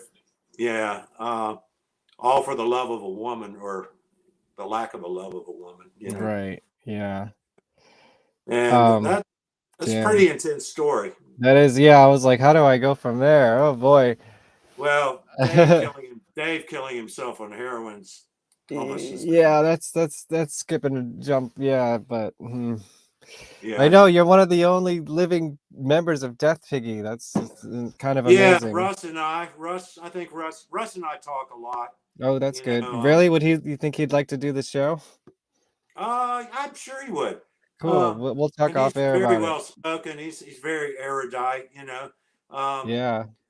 He and I basically, on Dave's passing, we just commiserated with each other, and then agreed, whatever came down the line ever from Death Piggy, we'd just split it evenly, and he's found some deals and I found some deals. We both made more money on Death Piggy than any other band, and I'm not talking about lots of money. I'm talking about enough to buy a new guitar, right. things like that. Scott licensed to Death Piggy film songs for the film, which is great. So even though I didn't get much mention in there, I did get a nice big chunk of PayPal in my account, so Nice. which I used to buy my kids presents, Sure. Yeah. Was there a lot of Death Piggy songs that nobody's ever heard, or was it kind of like what was recorded, what was there, or was there was that just brushing the surface? There's not many. It wasn't a prolific band necessarily, but there was a few. There's more in Russ's era than there was in mine. We recorded most of the new stuff that I wrote after I joined the band did get recorded. I can't think of many songs that didn't. It was when I joined that band, I had to go over with Russ, and I were friends, and I had to go over and sit with him for like a full day learning the songs, because they're weird. They're weird. They're very different. And he'd be like, "Oh, I'm playing this chord here. Penn from Breadwinner taught me this chord." It was a math rock band, and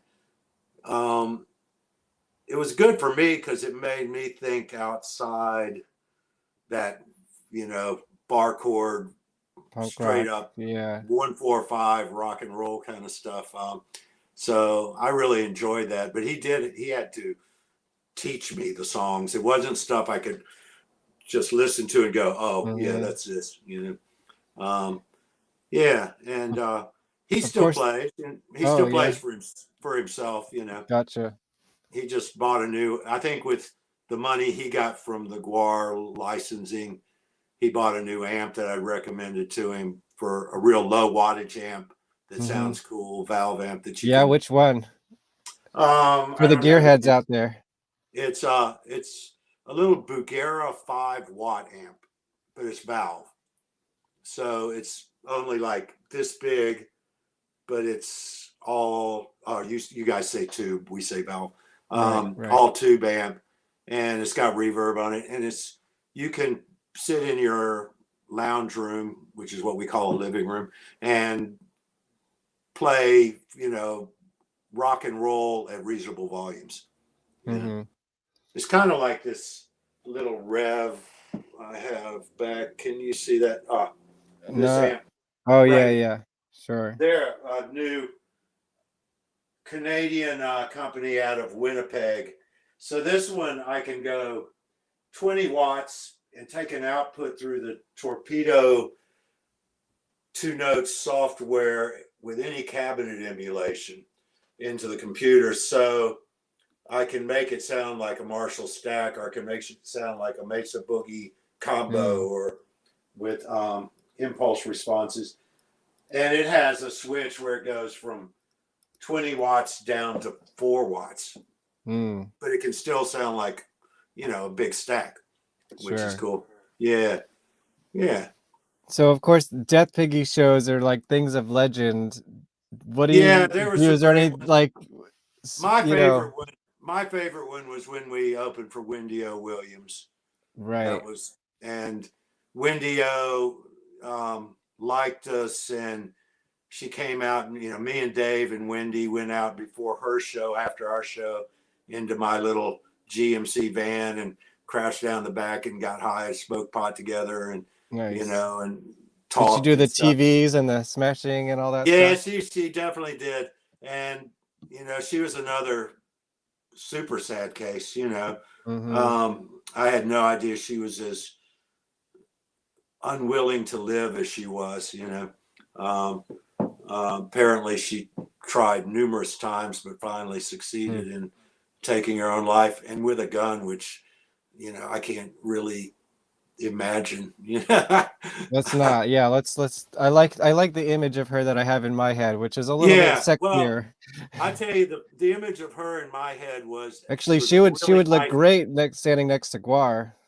Oh, she would have been GWAR Girl Supreme. I Yeah, mean, exactly. she would have taken over without a doubt. Um, but I think the thing my fondest memory of her was it was a packed show. We had finished playing, although we didn't get to do our encore because right as we hit the first chords of Mangoes and Goats for the encore, Was that always somebody the last song? somebody lit off a bunch of fireworks inside the club, Mm.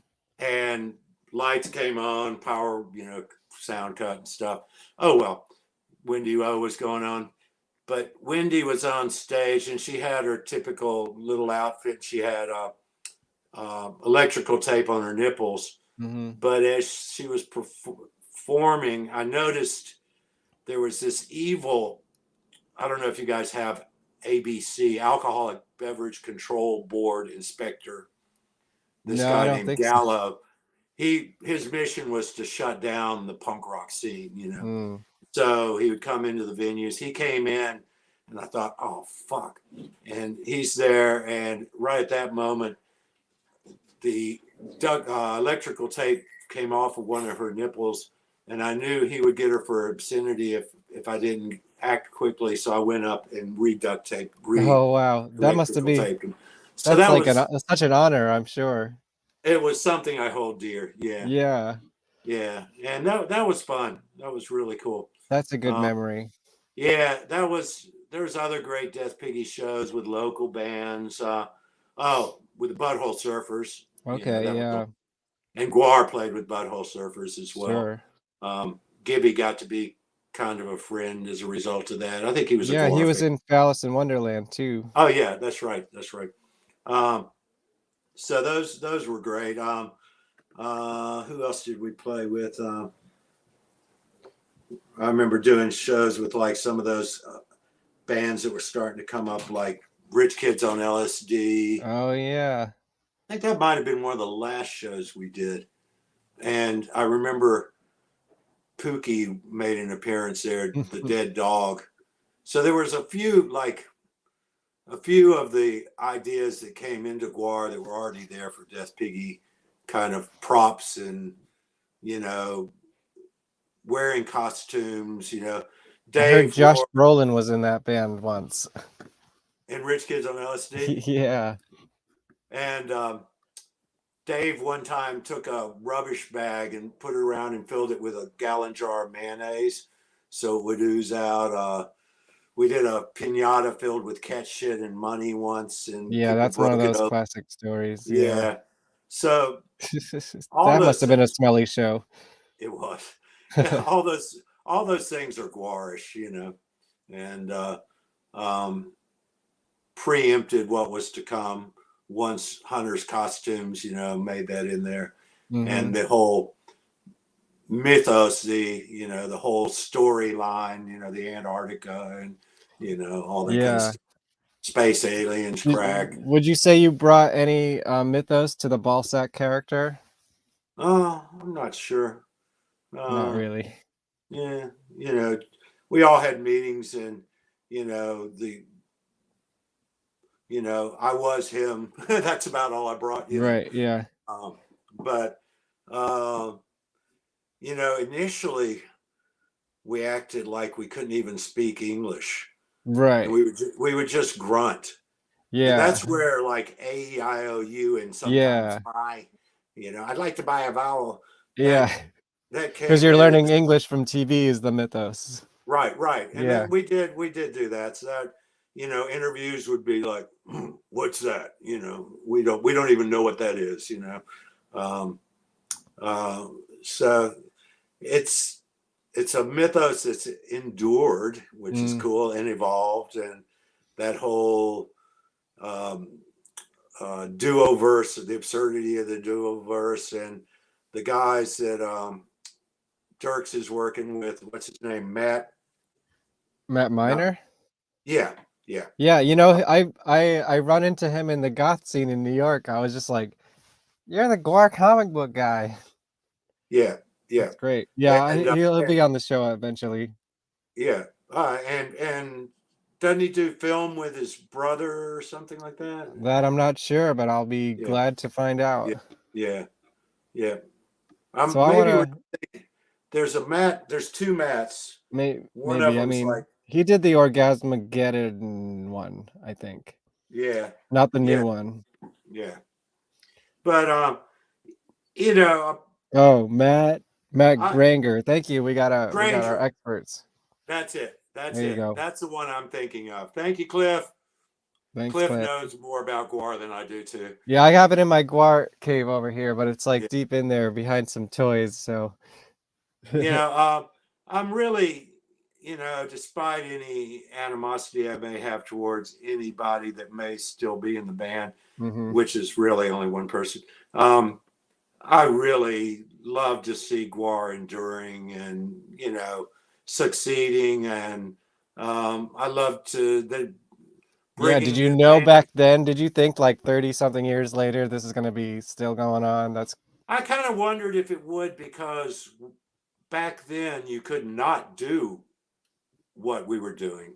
hmm We were banned from going to England, blocked from. Yeah, right. Tipper Gore had the PMRC and was trying to say things like way more tame than us were evil, hmm and right wing Christian evangelists were taking exception.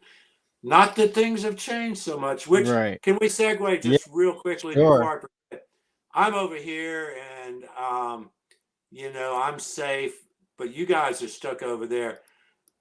Make sure everybody votes next week, whatever you're going to vote for. I think most GWAR fans, I know Oops. how they'll vote. There's That's what probably I'm a looking few for. there's yes, make a plan to vote. Thank you. That's me.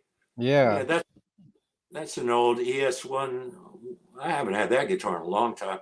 Yeah, I don't know Uh, when this is from, but I stole it from your Facebook. that's from the Resignators, the band I Yeah. play with now, early Yeah, we'll days. talk about them in a minute. Yeah.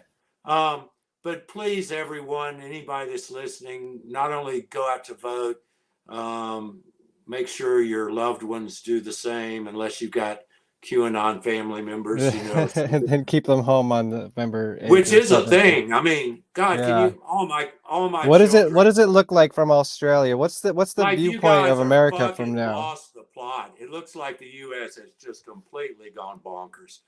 That's what it looks like. And I know it's not everybody, but damn near half of you have just lost the plot completely.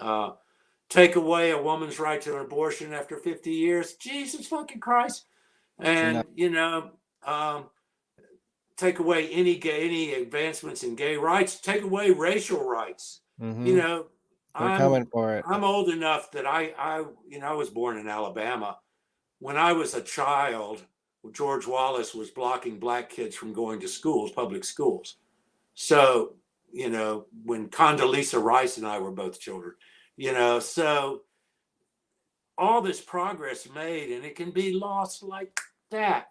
because of stacked Supreme Courts and because you somehow, enough people thought Hillary's emails were a bad thing and let Donald Trump get his fucking nasty claws on democracy. And I can tell you, most Australians used to love Americans, American culture, Simpsons, food. They really admired America. They would go to America on holidays and explore. These days, most Australians think most Americans are right-wing idiots. And it's not too far from the truth, Sad to say. Yeah. That division. Now we just came out of a conservative government. In Australia. Yeah, and we have our conservative party, check this out, is called the Liberals. That's so they confusing. Can't use that. They can't use libtard or, owning the libs, They can't do that. And our last prime minister was a happy clapper, went from the Hillsong Church, But there's enough checks and balances in Australia that he was kind of kept in line. He did things for mining he shouldn't have done. He didn't do shit about climate change and denied it. But he didn't lose by a fraction. He lost by a landslide. And Labor came in, and Labor is far more truly liberal, more, social welfare. Australia's got great social services and welfare. Nobody starves in Australia. Nobody, hardly anybody's homeless. If you're homeless, you get a house from the government. It's for the most part. Medicine is socialized and it works.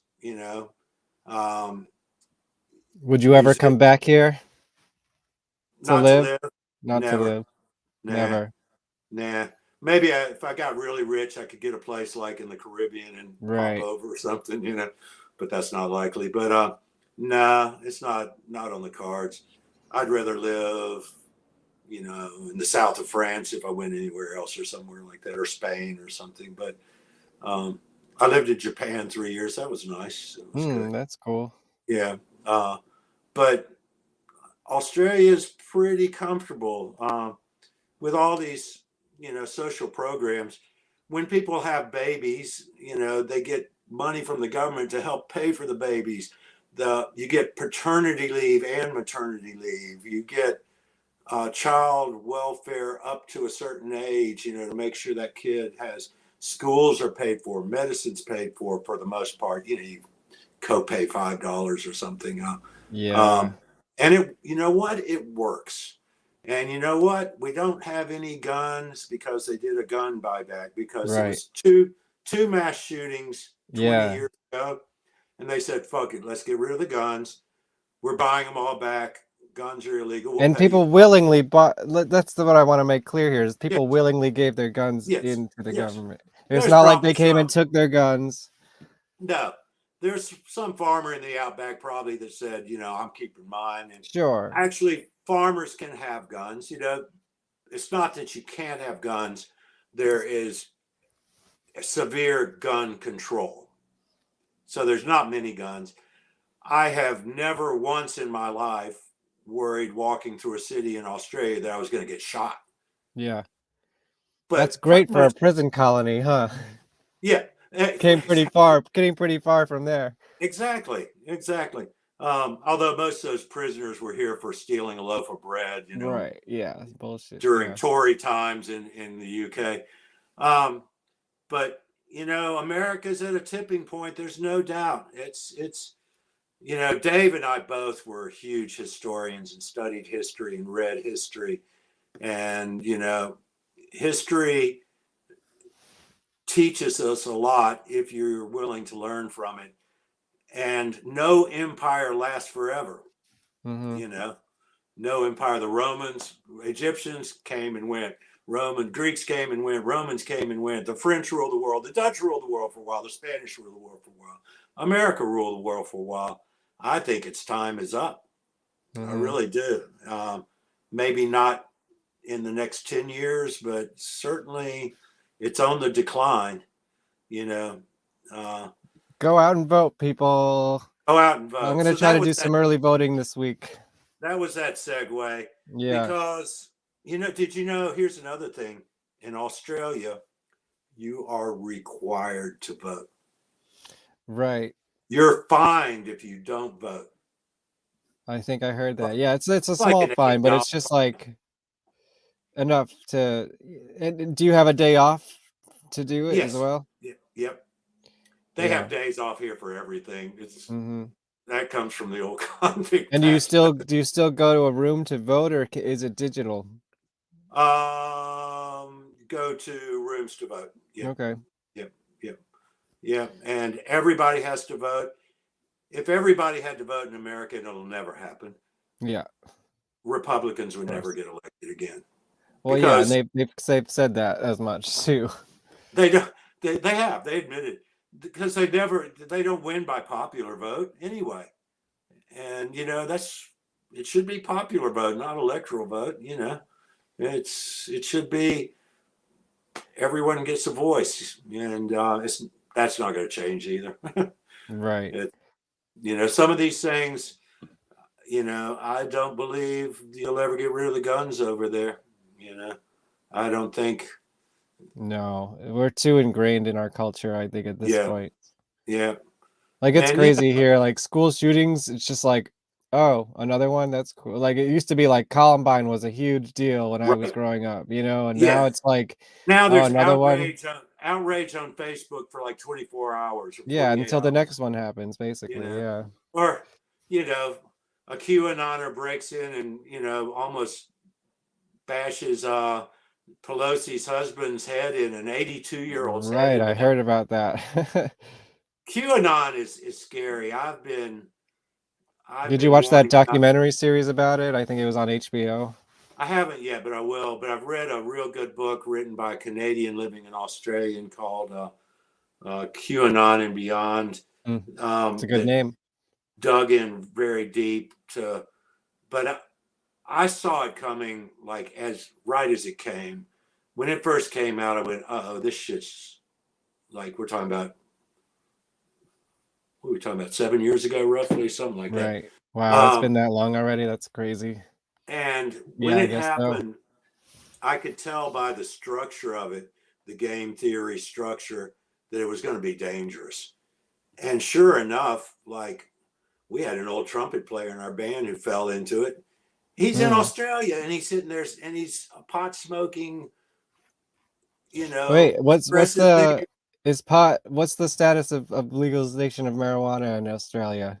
You can get a prescription, but it's been decriminalized. Okay.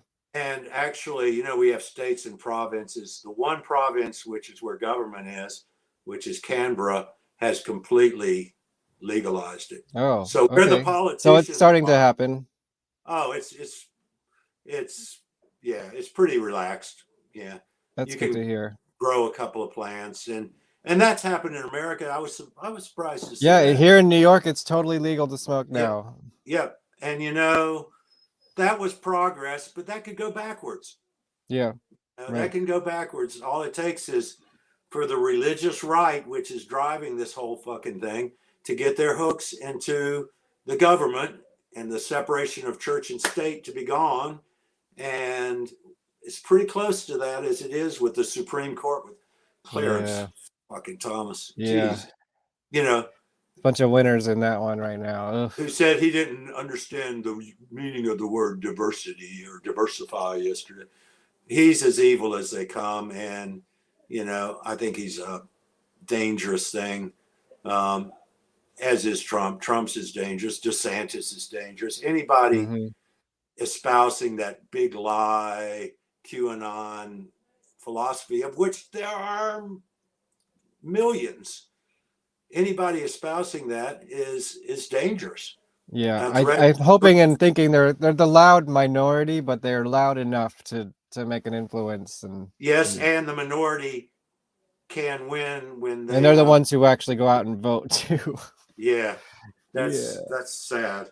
We'll see what happens, but Yeah, go vote. next week That's a friendly PSA from your friend, the OG Balzac. I'm on tenterhooks here. Yeah. I have children still in America, and I have Okay. vested interest. My Gotcha. parents passed away like a couple years ago, and they don't have to see this happen. But I don't want my children to experience the right wing autocratic handmaiden's tale that they I envisioned mean, for this them. is kind of like what you were battling in the early days of GWAR, right? Like It that was kind of mentality. It's just Cardinal so Sin. crazy that it's like full circle back to it. Cardinal Sin, who was a great character, Yeah. was The original like big bad of GWAR. Big Bad Religion. Back then, it was like we were talking more about Jerry Falwell or Pat Robertson, but Right. now it's gone way further than that. There are some great characters in the early days I'd like to see come back. I think Chuck's Executioner made an appearance, which was good. That was good. He comes out sometimes for the New York Yeah, shows since he lives yeah, in Coney. Oh no, he lives in Brooklyn. Yeah. yeah. And I thought it was Coney Island. He corrected me recently and said he doesn't live there, but he hangs out there a lot, I think. So, I got it. it's Yeah, close enough. yeah. I do remember one of my favorite GWAR shows was a Christmas show at our local big venue in Richmond. I think it was with the Butthole Surfers. No, that might have been a Halloween show. Anyway, that's whatever show it was. We crucified Hunter. Oh, there's a picture of that in the book. Dressed as a skinny Santa on a pentagram. Did I get that right?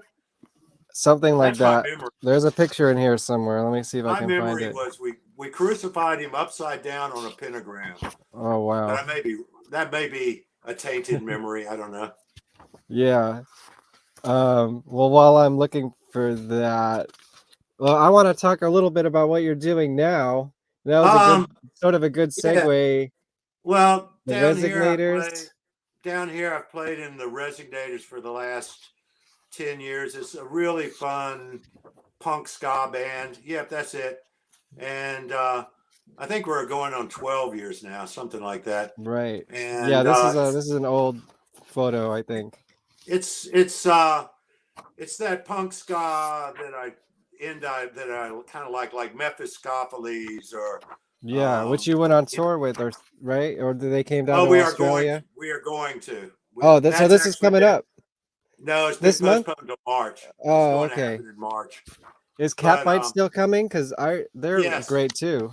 And they're from Philly. Yeah. Right. And they're both coming, but they're coming in March. The Ska Nation is going to be, I think, March 13th. Catbite, I think, is going to be touring up until that with us, and Mephistopheles after that. So it won't be all three bands together. It'll be us with Catbite and us with Mephistopheles. What I did find very quickly is the MTV picture. We were actually in the offices. Oh, can you scan that and send that to me?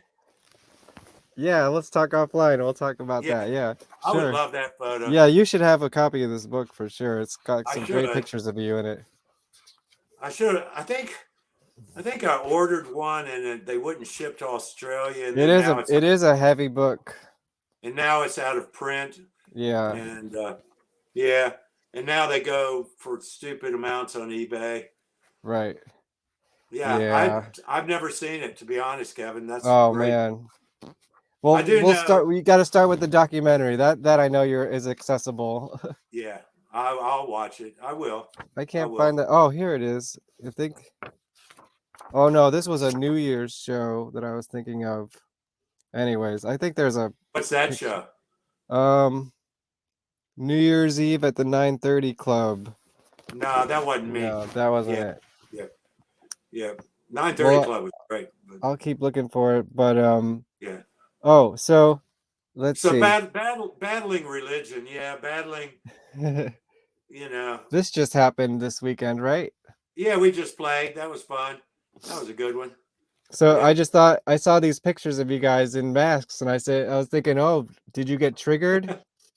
No, Because I I was actually I had a yeah our new album is kind of a dark Alice in Wonderland theme, okay, and so that's hence some of those outfits. I was the March Hare, um, and Rich, our bass player, was one of the cards from the Queen of Hearts and stuff. Yeah, gotcha. yeah, yeah. The monkey mask was from our last single was called Monkey Tamarind. Right. So we try not to play that goofy style ska like the Real Big Fish. You know, Yeah, I just um, saw them actually. they're not bad. You I'm know, not a huge fan of them. I was well, this was another thing I was going to ask you, but I might as well go into it now. I was there to see the Aquabats. which is even goofier ska Oh yeah, but I love and that has stuff. and has the GWAR connection, That's which what is I was also gonna say. Do you remember this? And yes, yes, and this was the GWAR ska parade crossover with the Aquabats. we actually opened for the Aquabats when they did their Australia tour, Oh, and they cool. had a huge crowd of kids dressed up like them, which is kind of Yep. GWAR-ish, you know, the Yeah, kids that very. dress up, yeah. And the funny thing was, well, to our advantage, they're Mormons. Yeah. They're Mm-hmm. they're truly Mormons. So the alcohol rider for the bands, they didn't touch. Oh So we wow. got to drink. Basically, we got to drink all their beer. Yeah, because that's a crew there, the Aquabats crew. Yeah, Yeah, they're pretty uh, wholesome. I they can't are find the pretty Christmas wholesome. thing. You know, they have their place, Yeah. and that what is that cartoon? Gabba Gabba, or what? Yo Yep. Gabba Yo Go. Gabba Gabba. Mm-hmm. Yeah, uh, you know, they have their place. I think part Aw. of that's. I've always thought the West Coast was a little less dark and dingy as the East Coast. You know, same with the punk bands. You know, Rancid came out of the West Coast, but that was an exception. You know, um, but the Mighty Mighty Boss Tones. You know, we booked a lot in Richmond. They were good until they weren't. Until Dickie became a anti-vax. Oh You know, no, did he? Well, they broke up yeah. now anyway, so. Well, they broke up as a result of that. Oh, Yeah, okay, that makes sense. I didn't know the yeah. whole story. I'm like But just a little bit I into did, ska. I'm not like a huge. Were you always I into did like, ska the whole time, like when you back in the I did day? like two things about it. Well, I grew up in the Bahamas, Mm-hmm. so my first guitar lessons were from these two little old black ladies, the Camler sisters. They were in their like 50s and 60s, who charged me 50 cents an hour to teach me like early calypso and ska and stuff like Mm. that songs. And um, it was something that got ingrained into me at 12 years old. Okay. So, What were and the there, big ska bands like back then? Like the Specials and. Prince, no, way before that, Oh, way. okay. Prince, but they were all Jamaican. Prince Buster, Scatolites, all Mm-hmm. Jamaican ska. And Okay. I really our like ba- that dub stuff. I like that dub stuff, like I King do like Tubby. dub too, and we've gotten some dub remixes Yeah, done. I've noticed that. That's really cool. Yeah, and that's dub's kind of cool because it's got that trippy nature, Lee Scratch Perry, you know, and Yep, stuff. yep. But R.I.P. as well. and yeah, exactly. And I like reggae too, but ska has that speed that, and especially when you combine it with punk, Yeah, were you that into like Operation Ivy? oh yeah. And I Were booked you them did you play the in show at Gilman Gilman with Street. because there was that No, GWAR Operation Ivy show. no. I played Gilman Street, but not that one, and that's pretty cool. Yeah, Um, with GWAR? as a guitar player, I really like having a horn section behind me, and I've studied. During COVID, we all had a lot. We were in lockdown for years, Right. 2 years. We couldn't leave the country. We couldn't leave the state. at times we couldn't leave a 5 kilometer peripheral.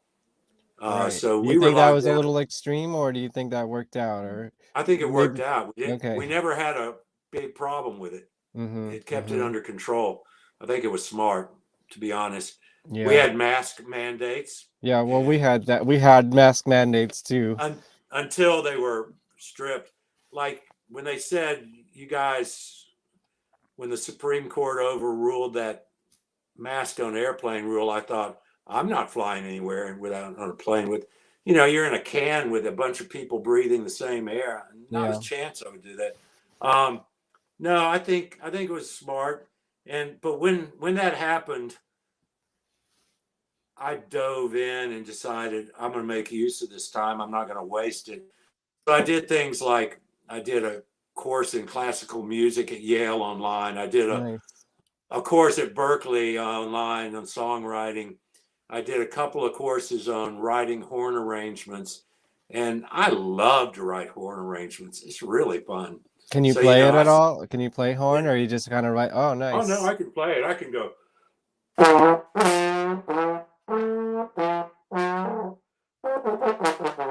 That was Nice. Americanized, by the way. no, Oh, you no, should do a cover. You should do an Americanized Resignators cover.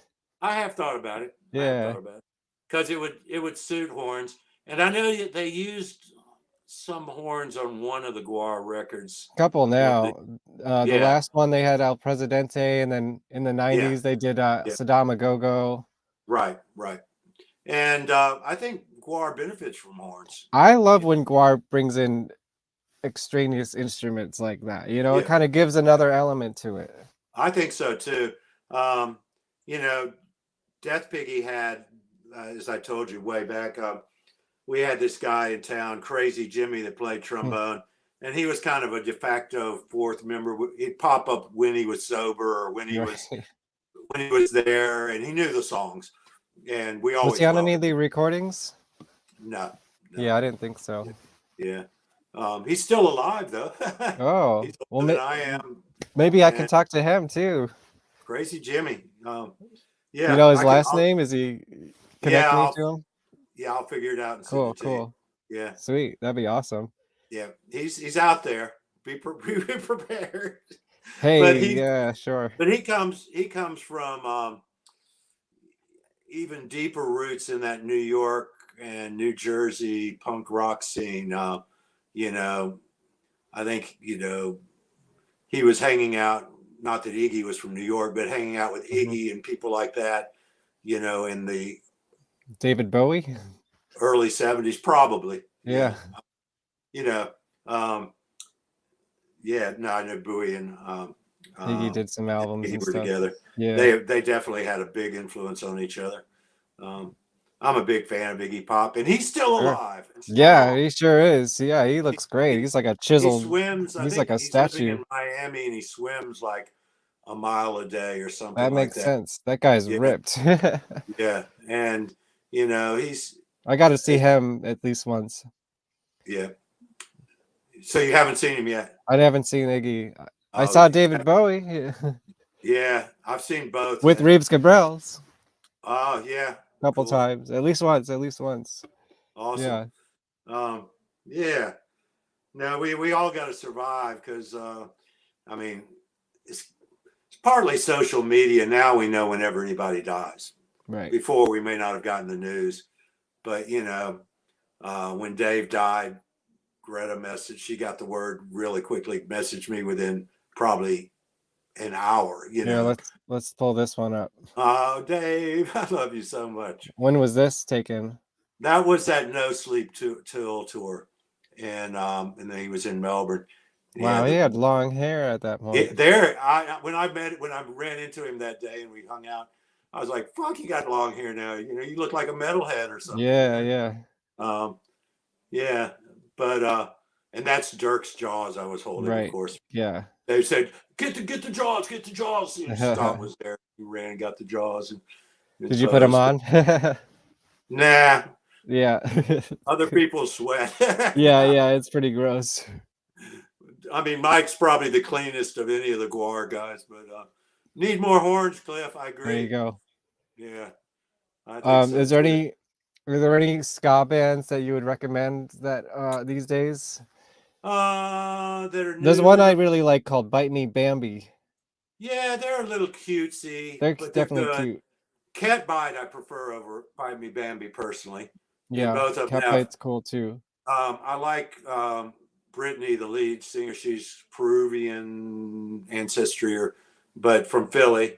Hmm. And again, it's that West Coast, East Coast kind of a little more grit on the East. Yeah, And definitely grittier, Bite Me grittier. Bambi's a little pretty, Yeah, And yeah. um, uh, I still like, Suicide Machines put out a good album last year. Mm, I still like Jay Navarro's stuff, and he has another band called Jay Navarro and the Traders, okay. where the guitarist in there is the owner of Reverend Guitars. There you So, go. yeah, Wow, Ken okay. Haas. And there's a few. The odd thing is, after decades of kind of dwindling, the ska scene has exploded in the U.S. again. Yeah, And it's a revival. You know, it's everything goes in cycles, right? it does. Flying Raccoon Suits one up and coming. That's cool. They're out of New Orleans, I think. Um, there's a few I listened. Mephistopheles Mm-hmm. took a hiatus and came back. They toured with GWAR for a while, for a Okay. tour. Yeah, they're New York, and they were Satanic and They're a New evil York before. band, huh? Yeah, before Okay. GWAR was evil. Yeah. um, let's see who else. Um, I still Of course, they're not still ska really anymore, but I gotta respect to the Chicken Heads, who were they started were they they were they a ska band originally? yeah, they started as a ska band. They were called Joe and the Chicken Heads, and this was back in the 90s. Oh, okay. Yeah. Yeah, Ska punk, like, hardcore yeah, ska, like that, all that yeah, stuff. yeah. Which Now they're a little bit more like in the some new people wave. say ska punk Wow, is Crisis. I just listened to Crisis, one of their albums the other day. I don't know them. They were Crisis. like really heavy, like uh, down tuned, like heavy metal female singer with like long dreadlocks, like With really horns. screamy. No, Oh, I think he's talking about the oh, Mephiskapheles oh, tour, the tour. That tour. Yeah, yeah, the yeah. Misfits tour. Misfits, of course, are back out and around Yeah, I again. saw them at Madison Square Yeah, Garden right before yeah. the pandemic. I'm sure it was good. Yeah, Incredible. Yeah, and I used to see AC Slade like play in local bands, and now he's up there with them. It's great. yeah. They went through all their changes and stuff, but and you were asking about GWAR shows that were memorable for me. Did you play the GWAR, Danzig show yeah, at and that City Gardens? yeah, and that one I pretty Ooh. well started the riot because some skinheads were down front and they threw a Nazi flag up on stage at my feet, and I picked it Oh. up and I pulled down my pants and wiped my ass with it and threw it back, and that's when all hell broke loose. Oh no. Yeah, and when we left driving out of there in the school bus, they were rocking the bus, and it was a little scary. Oh Yeah, shit. yeah, but it was a fun show nonetheless. And I got to wipe my ass with a Nazi flag. There you Like go. I said, some of these memories, stick with you forever. So So yeah, did you play Slaughterama when you were in the group? no, I no, think. I'm not sure. what? Is this the show? That's And Scott out there. Oh, that's a wrestling show. Is that Slimenstra? yeah, I believe that is Then, Danielle. Yeah. then I did not, because Okay, so it was one before of the this last one. things, Danielle was a friend, and I liked her artwork. She made jewelry out of roadkill. She had boiled down I'd go over to visit, and she'd have roadkills cooking on her stove Yeah. to get the bones out to make stuff. No, that's the And show. April. Oh wait, April. All right, let me look it up. but I never was on stage with Danielle. Gotcha. But the last band meeting where we had a vote on bringing her into the band, Mm-hmm. there was a lot of discussion and a lot of controversy and adversarial opinions. And Dave really wanted her in the band, and I supported his decision on that. Whereas Don definitely did not because they were exes. Right. Well, they were both exes with her, weren't they? Yeah, but Dave Yeah. still wanted her in the band. Yeah, Sure. Yeah. yeah. Yeah. And I supported him on that, and I don't think my support of him on that vote, my allegiance to him, um, was taken to task by a few of the others, Hmm. shall we say. But I thought she made a great GWAR girl. I mean, Oh, absolutely. she's crazy as a loon, and Right. so are most There's GWAR the players. flyer, at least. Oh, that's it. Danzig and Yeah, GWAR. yeah. Oh, we also played with All. And That one look, the turned into. Toasters played right before you guys. So there was ska up there. Yeah, the Yeah. Toasters toured here, and we took them around the country. We also Since played a great show with All at nice. Washington D.C. at Worcester Hall, and that one Oh, turned okay. into a riot only because of like Yeah, there's a video of that show too. there is it's really grainy, really bad, but it I think turned there's into. two camera angles actually for that one. Oh, I may not have seen all of it, Yeah. but it turned into a riot just because of fights in the pit, you know. Mm-hmm. But I do remember I liked Saturday, All. April 9th. I What liked year is Descendants. this? It would have been 84. 88? No, I don't No, think no, it's as no, late as no. 85, 86. This show? No, this was in the late 80s. No, well, I don't think I was in the band in the late 80s. I was in the band for that show. This has got to be 1988, 89 because this was the Okay. first ever Danzig show. Maybe I was in the band longer than I thought. I don't know. Yeah, yeah. I I played think you that were I show. think you were in the band from like 80, like that era, like Hello, and that tour was like 88, 89, I believe. Oh, okay. But we started April 9th. GWAR like back in 84.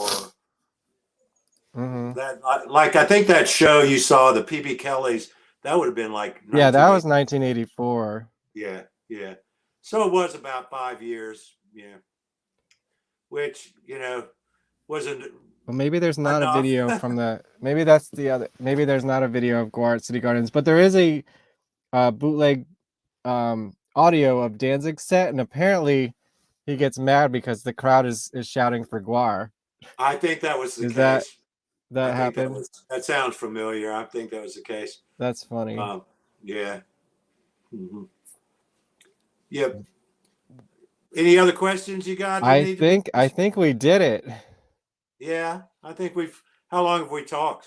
About 2 hours and 15 minutes. Oh, well, there you go. Yeah, I That's think we did it. Is there any that's about all it needs to be lasting said. thoughts about GWAR's legacy? Do you think Hello is gonna get a reissue? Well, that would be really cool. Fingers crossed. Chris Ronan Murphy, give it to Chris listening. Ronan Murphy. Try and get the raw tracks and give it to Chris. Well, they definitely have the raw tracks. Yeah. I think there's just a question of like, those can should we really belong do to anything me. with this? Those should belong to me because we got there and he said, "Oh, by the way, you have to pay for the tape. It's $200." And everybody looked at each other and said, "I don't have any money." I was the only one with $200. Oh wow! There's a picture of the reels in here. Let me see. Oh yeah. Oh right, yeah, I have it right here. So they have them in the archive. Yeah, give them That's to Chris. Huh? Chris will Yeah, if you talk to Chris, you should ask him. You should. I mean, I don't know if he can publicly say anything, but I bet you they've already worked on it. Yeah, and because they own that record, and I know if anything they own, like that's a payday for them, Right. They own it now. They didn't own it, but yeah. Because it was it was Master Records, and then they licensed it to Metal Blade. Right. So the guy that bought it from Kramer, I guess, was Buster Bloodvessel from Bad Manners, a ska band. Oh, really? What was he doing with it? I don't know. But I remember Dave said, "Oh, Buster bought it. You should get some money soon." And I'm like, by the way, that took 25 years before I ever got a penny out of them. Right. Yeah. And that would not have happened. I can't really talk about it much, but that would not have happened without Dave. It was being blocked by everybody else, the newcomers. But Dave insisted, and Um, you know, I think he was really glad it wasn't a lot of money, but it was enough to buy a new guitar, Right, right. it was recognition, Mm-hmm. for efforts done.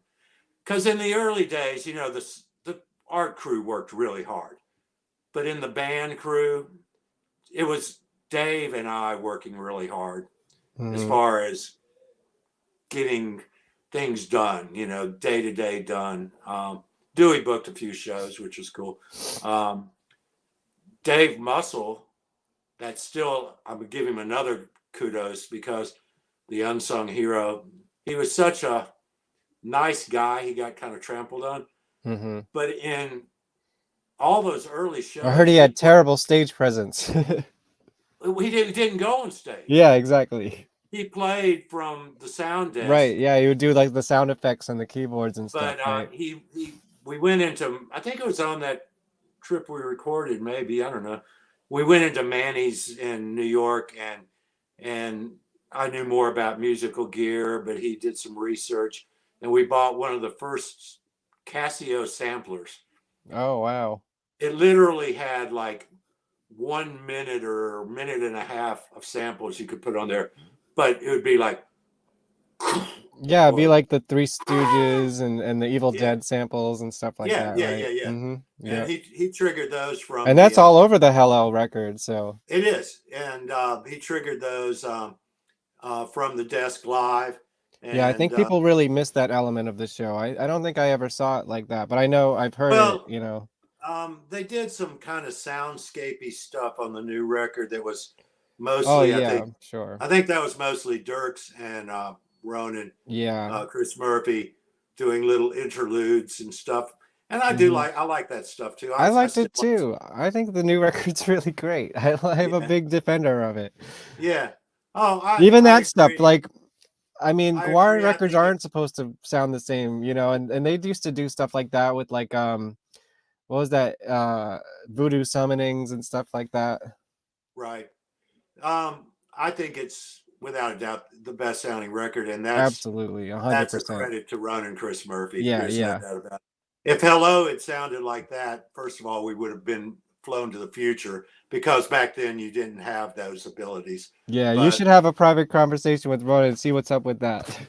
yeah, I Because I'm will. sure if anyone has those raw tracks right now, it's that guy. We talk to each other, so yeah, I Yeah, will. I'll be sending him stuff to master here shortly, really. So yeah, awesome. I'd love to Well, get him to mix. He's kind of he's got a villa in Italy now, yeah, I've seen him do like live and casts from there and stuff, yeah, walking around. he does a lot of tutelage and recording, like workshops and stuff like that. He just did one in West Virginia last week, and I think Mm, he's headed back to Italy in a week or two. He works on a really wide variety of stuff. yeah. Like, you wouldn't think somebody like Tony Levin, the stick bass player, would be in the same camp as GWAR in But any he's a sense. Derry guy, right? So that's how they knew him, like Yeah. back from the Oh Derry yeah. days. And he was a musician. He had a band called Pump House, Mm, and you know, they weren't as big and well known as Death Piggy or Mud Helmet, but they were opening for us, and they were a good band. It was a serious band. sure. Uh, he's definitely got a good ear. There's no doubt, and Yeah, absolutely. maybe I need to go listen to the new record, watch the movie. You Okay, gotta listen to the. It's really good. after I Yeah. after I do these tracks for this, Of course, do the hardcore. What band yeah, is that? Do you want to promote it's a them? band called Diego Trejo. It's a guy, and the band's Mm-hmm. named after him. In Mexico City, and we played with them at uh, Gato Cavalera, the Cat Skull bar there, and um, I'm pretty good with languages. I'm pretty fluent in Spanish, French, Mm-hmm. Japanese. In COVID, I learned Russian, and then Putin Oh attacks, and wow. then I learned Ukrainian. Wow. Um, I learned Chinese. I can read Chinese. I can't speak it. Um, Impressive. it's one of those things I like to do to keep the brain active, and I do it every day. I don't miss a day. I study every day. Mm. Life's too short not to keep learning, and I find something new to learn all the time. But we got along really well, and they're putting out a new album, and he sent me a message and said, "Senor Steve, do you want to play on the new record?" And I said, "Sure." And the way things are these days, tracks can be flown around the world. Anybody can Yeah, do them. sure. I played on a ska record a guy in the UK put out that had 140 players on it Whoa, during COVID. A lot of people leaned more to doing that, sure. or learned how to do that. Yeah. People that had never recorded at home before. I was always doing that. I've recorded albums Mhm. 10, 20 years ago on You're computers. going back to the 4-track in the Death Piggy days. Yeah. But more people are doing that, which is great because more music's getting produced. Right. And Yep. video content as well. Podcasts like yourself, the podcast and video blogs and Well, people sitting that's a there. great chance to promote myself. Check out my new Nice. album. It's on Bandcamp and Oh. Spotify and everything. It's not like I GWAR like at that. all. I really like that title. Welcome to my pity party. Thank you. I was gonna actually, when we were talking before we even got on air, I was gonna tell you I wasn't gonna make the show "Welcome to My Pity Party," but That's fine. it's everybody needs a little pity every now and then. Yeah, if you want something real different and weird, check out my album, Welcome to My Pity Party, which is not. I say it's so punk rock that it's not punk rock at all.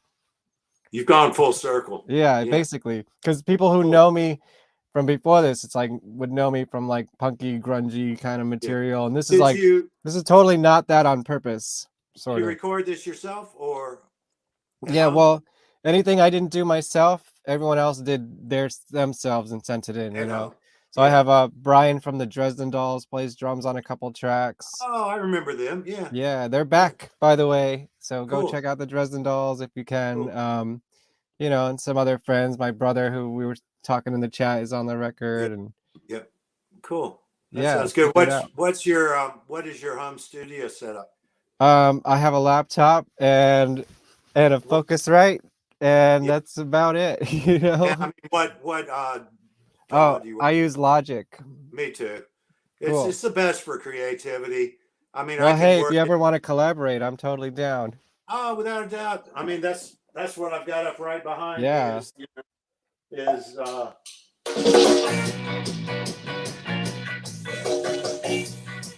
Nice.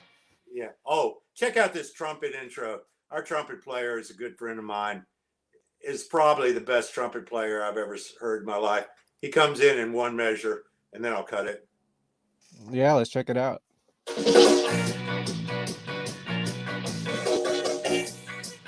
Here we go.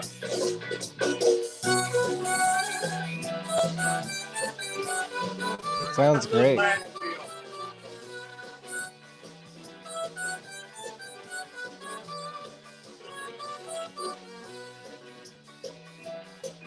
Yeah. So that's the new Resignators. That's one of the tunes. Is there a release date? Ballpark. I think it's when I get it done, and I'm about 2/3. I've got about 9 songs done. We want to make it about 12. This is the next one we're working on because it has an Alice in Wonderland theme, which you saw that cover art by. That's going to be the cover art by Steve Kitchen, the Mad Hatter looking thing. So loosely based concept album around that. Side A will be Through the Looking Glass, and side B will be Broken Mirror. And the Broken Mirror songs are more like a little darkness during COVID and stuff like that. The side A, like every character in Alice in Wonderland has their own song, which may relate somewhat. They're pretty oblique references, really, but it's kind of nice doing something with a concept, And right. Yeah, totally. GWAR. A concept. You in a concept band? No kidding. GWAR was about concepts often, not always. Think? and sometimes it was cohesive, and sometimes it was But scattered. in itself, it was a giant concept. It was a concept. Yeah. Yeah, it was, and still is. Yeah. But I guess my last words are, um, I do wish them the best, and I hope that people, everybody says, "Oh, Dave always said GWAR wanting GWAR to continue." No, that's not true. But We're gonna all follow the Resignators on Bandcamp right now. oh yeah, you can do that and get some songs. And I think there's a Bandcamp Friday coming up soon too. Yeah, yeah. Party Dates is a good punk rocker. Bluebird Tattoo, I wrote about a weird musical subgenre in Melbourne back in the 70s. It was called the Sharpies. Okay. It was huge, and everyone was a Sharpie, like in the youth, but it never left Melbourne. And they would get together and listen to the same bands and rumble, and it was a pretty violent little era. That was that true. The B-side from that was this is a movie you should check out. The B-side of that was a song from, is a cover of a song from a movie made in Melbourne called Dogs in Space. Have you ever seen that? Oh yeah, no, but I see it right here in the description. Right up your alley. Okay. It's about 80s cult classic movie. You'll be able to find it. It's about a punk house in Melbourne during kind of the Nick Cave birthday party times, and it's become a cult classic because it's very real. It's pretty close to the truth. Dog in Space.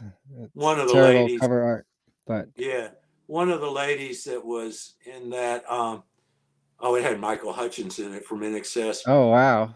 Saskia Post, who was one of the main characters, she just died last year. Oh man. I think it was breast cancer or something.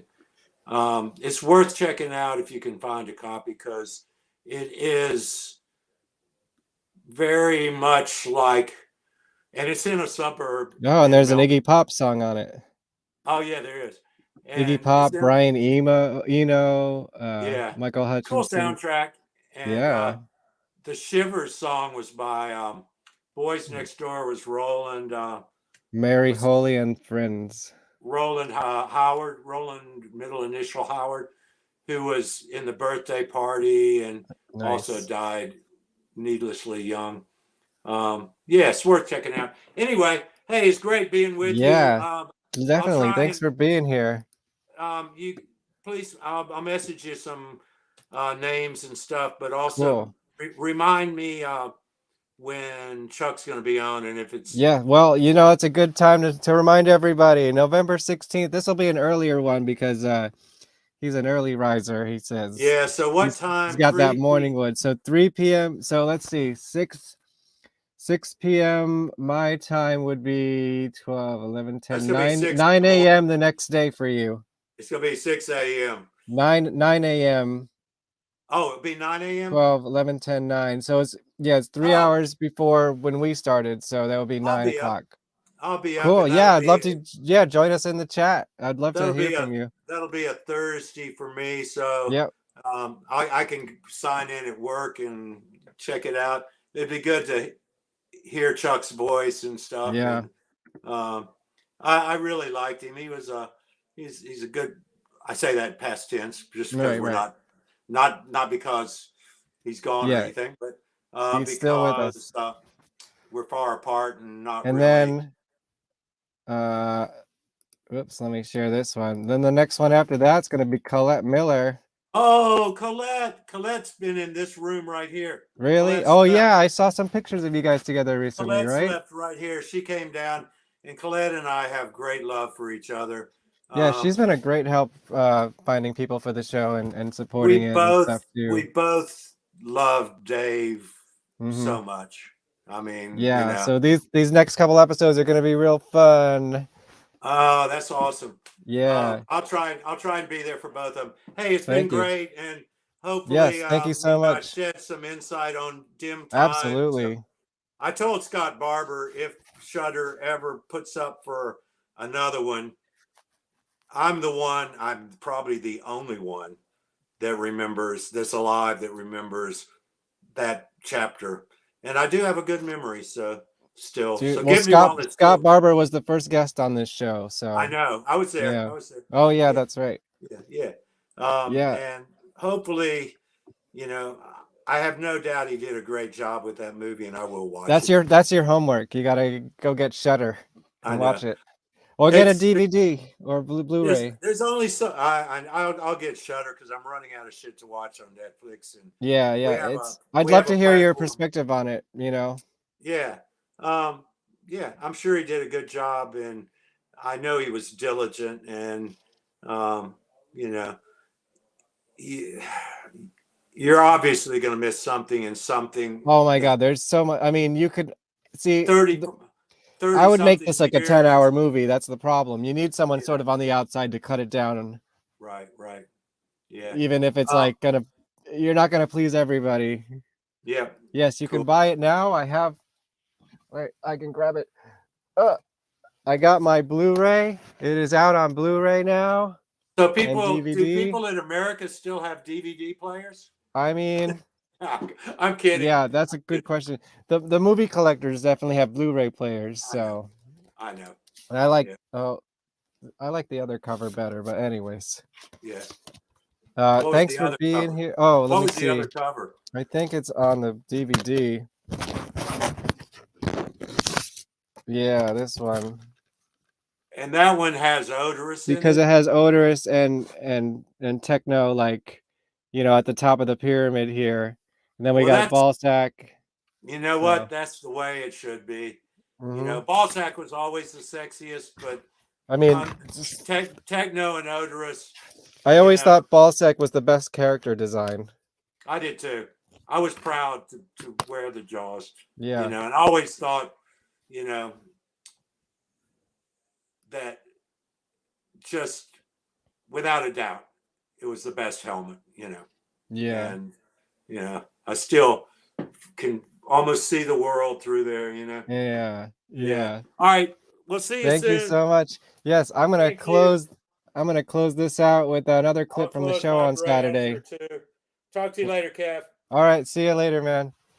I want to close this out with another clip from the show, and of course, if you're going to go see the show, this is spoiler alert because this is the big ending, but I think the tour's like pretty much over now, right? Maybe tonight was the last night, so spoiler alert, if you want to see the show or you're still going to see the show, this is the big finish, but I felt like I needed to document it.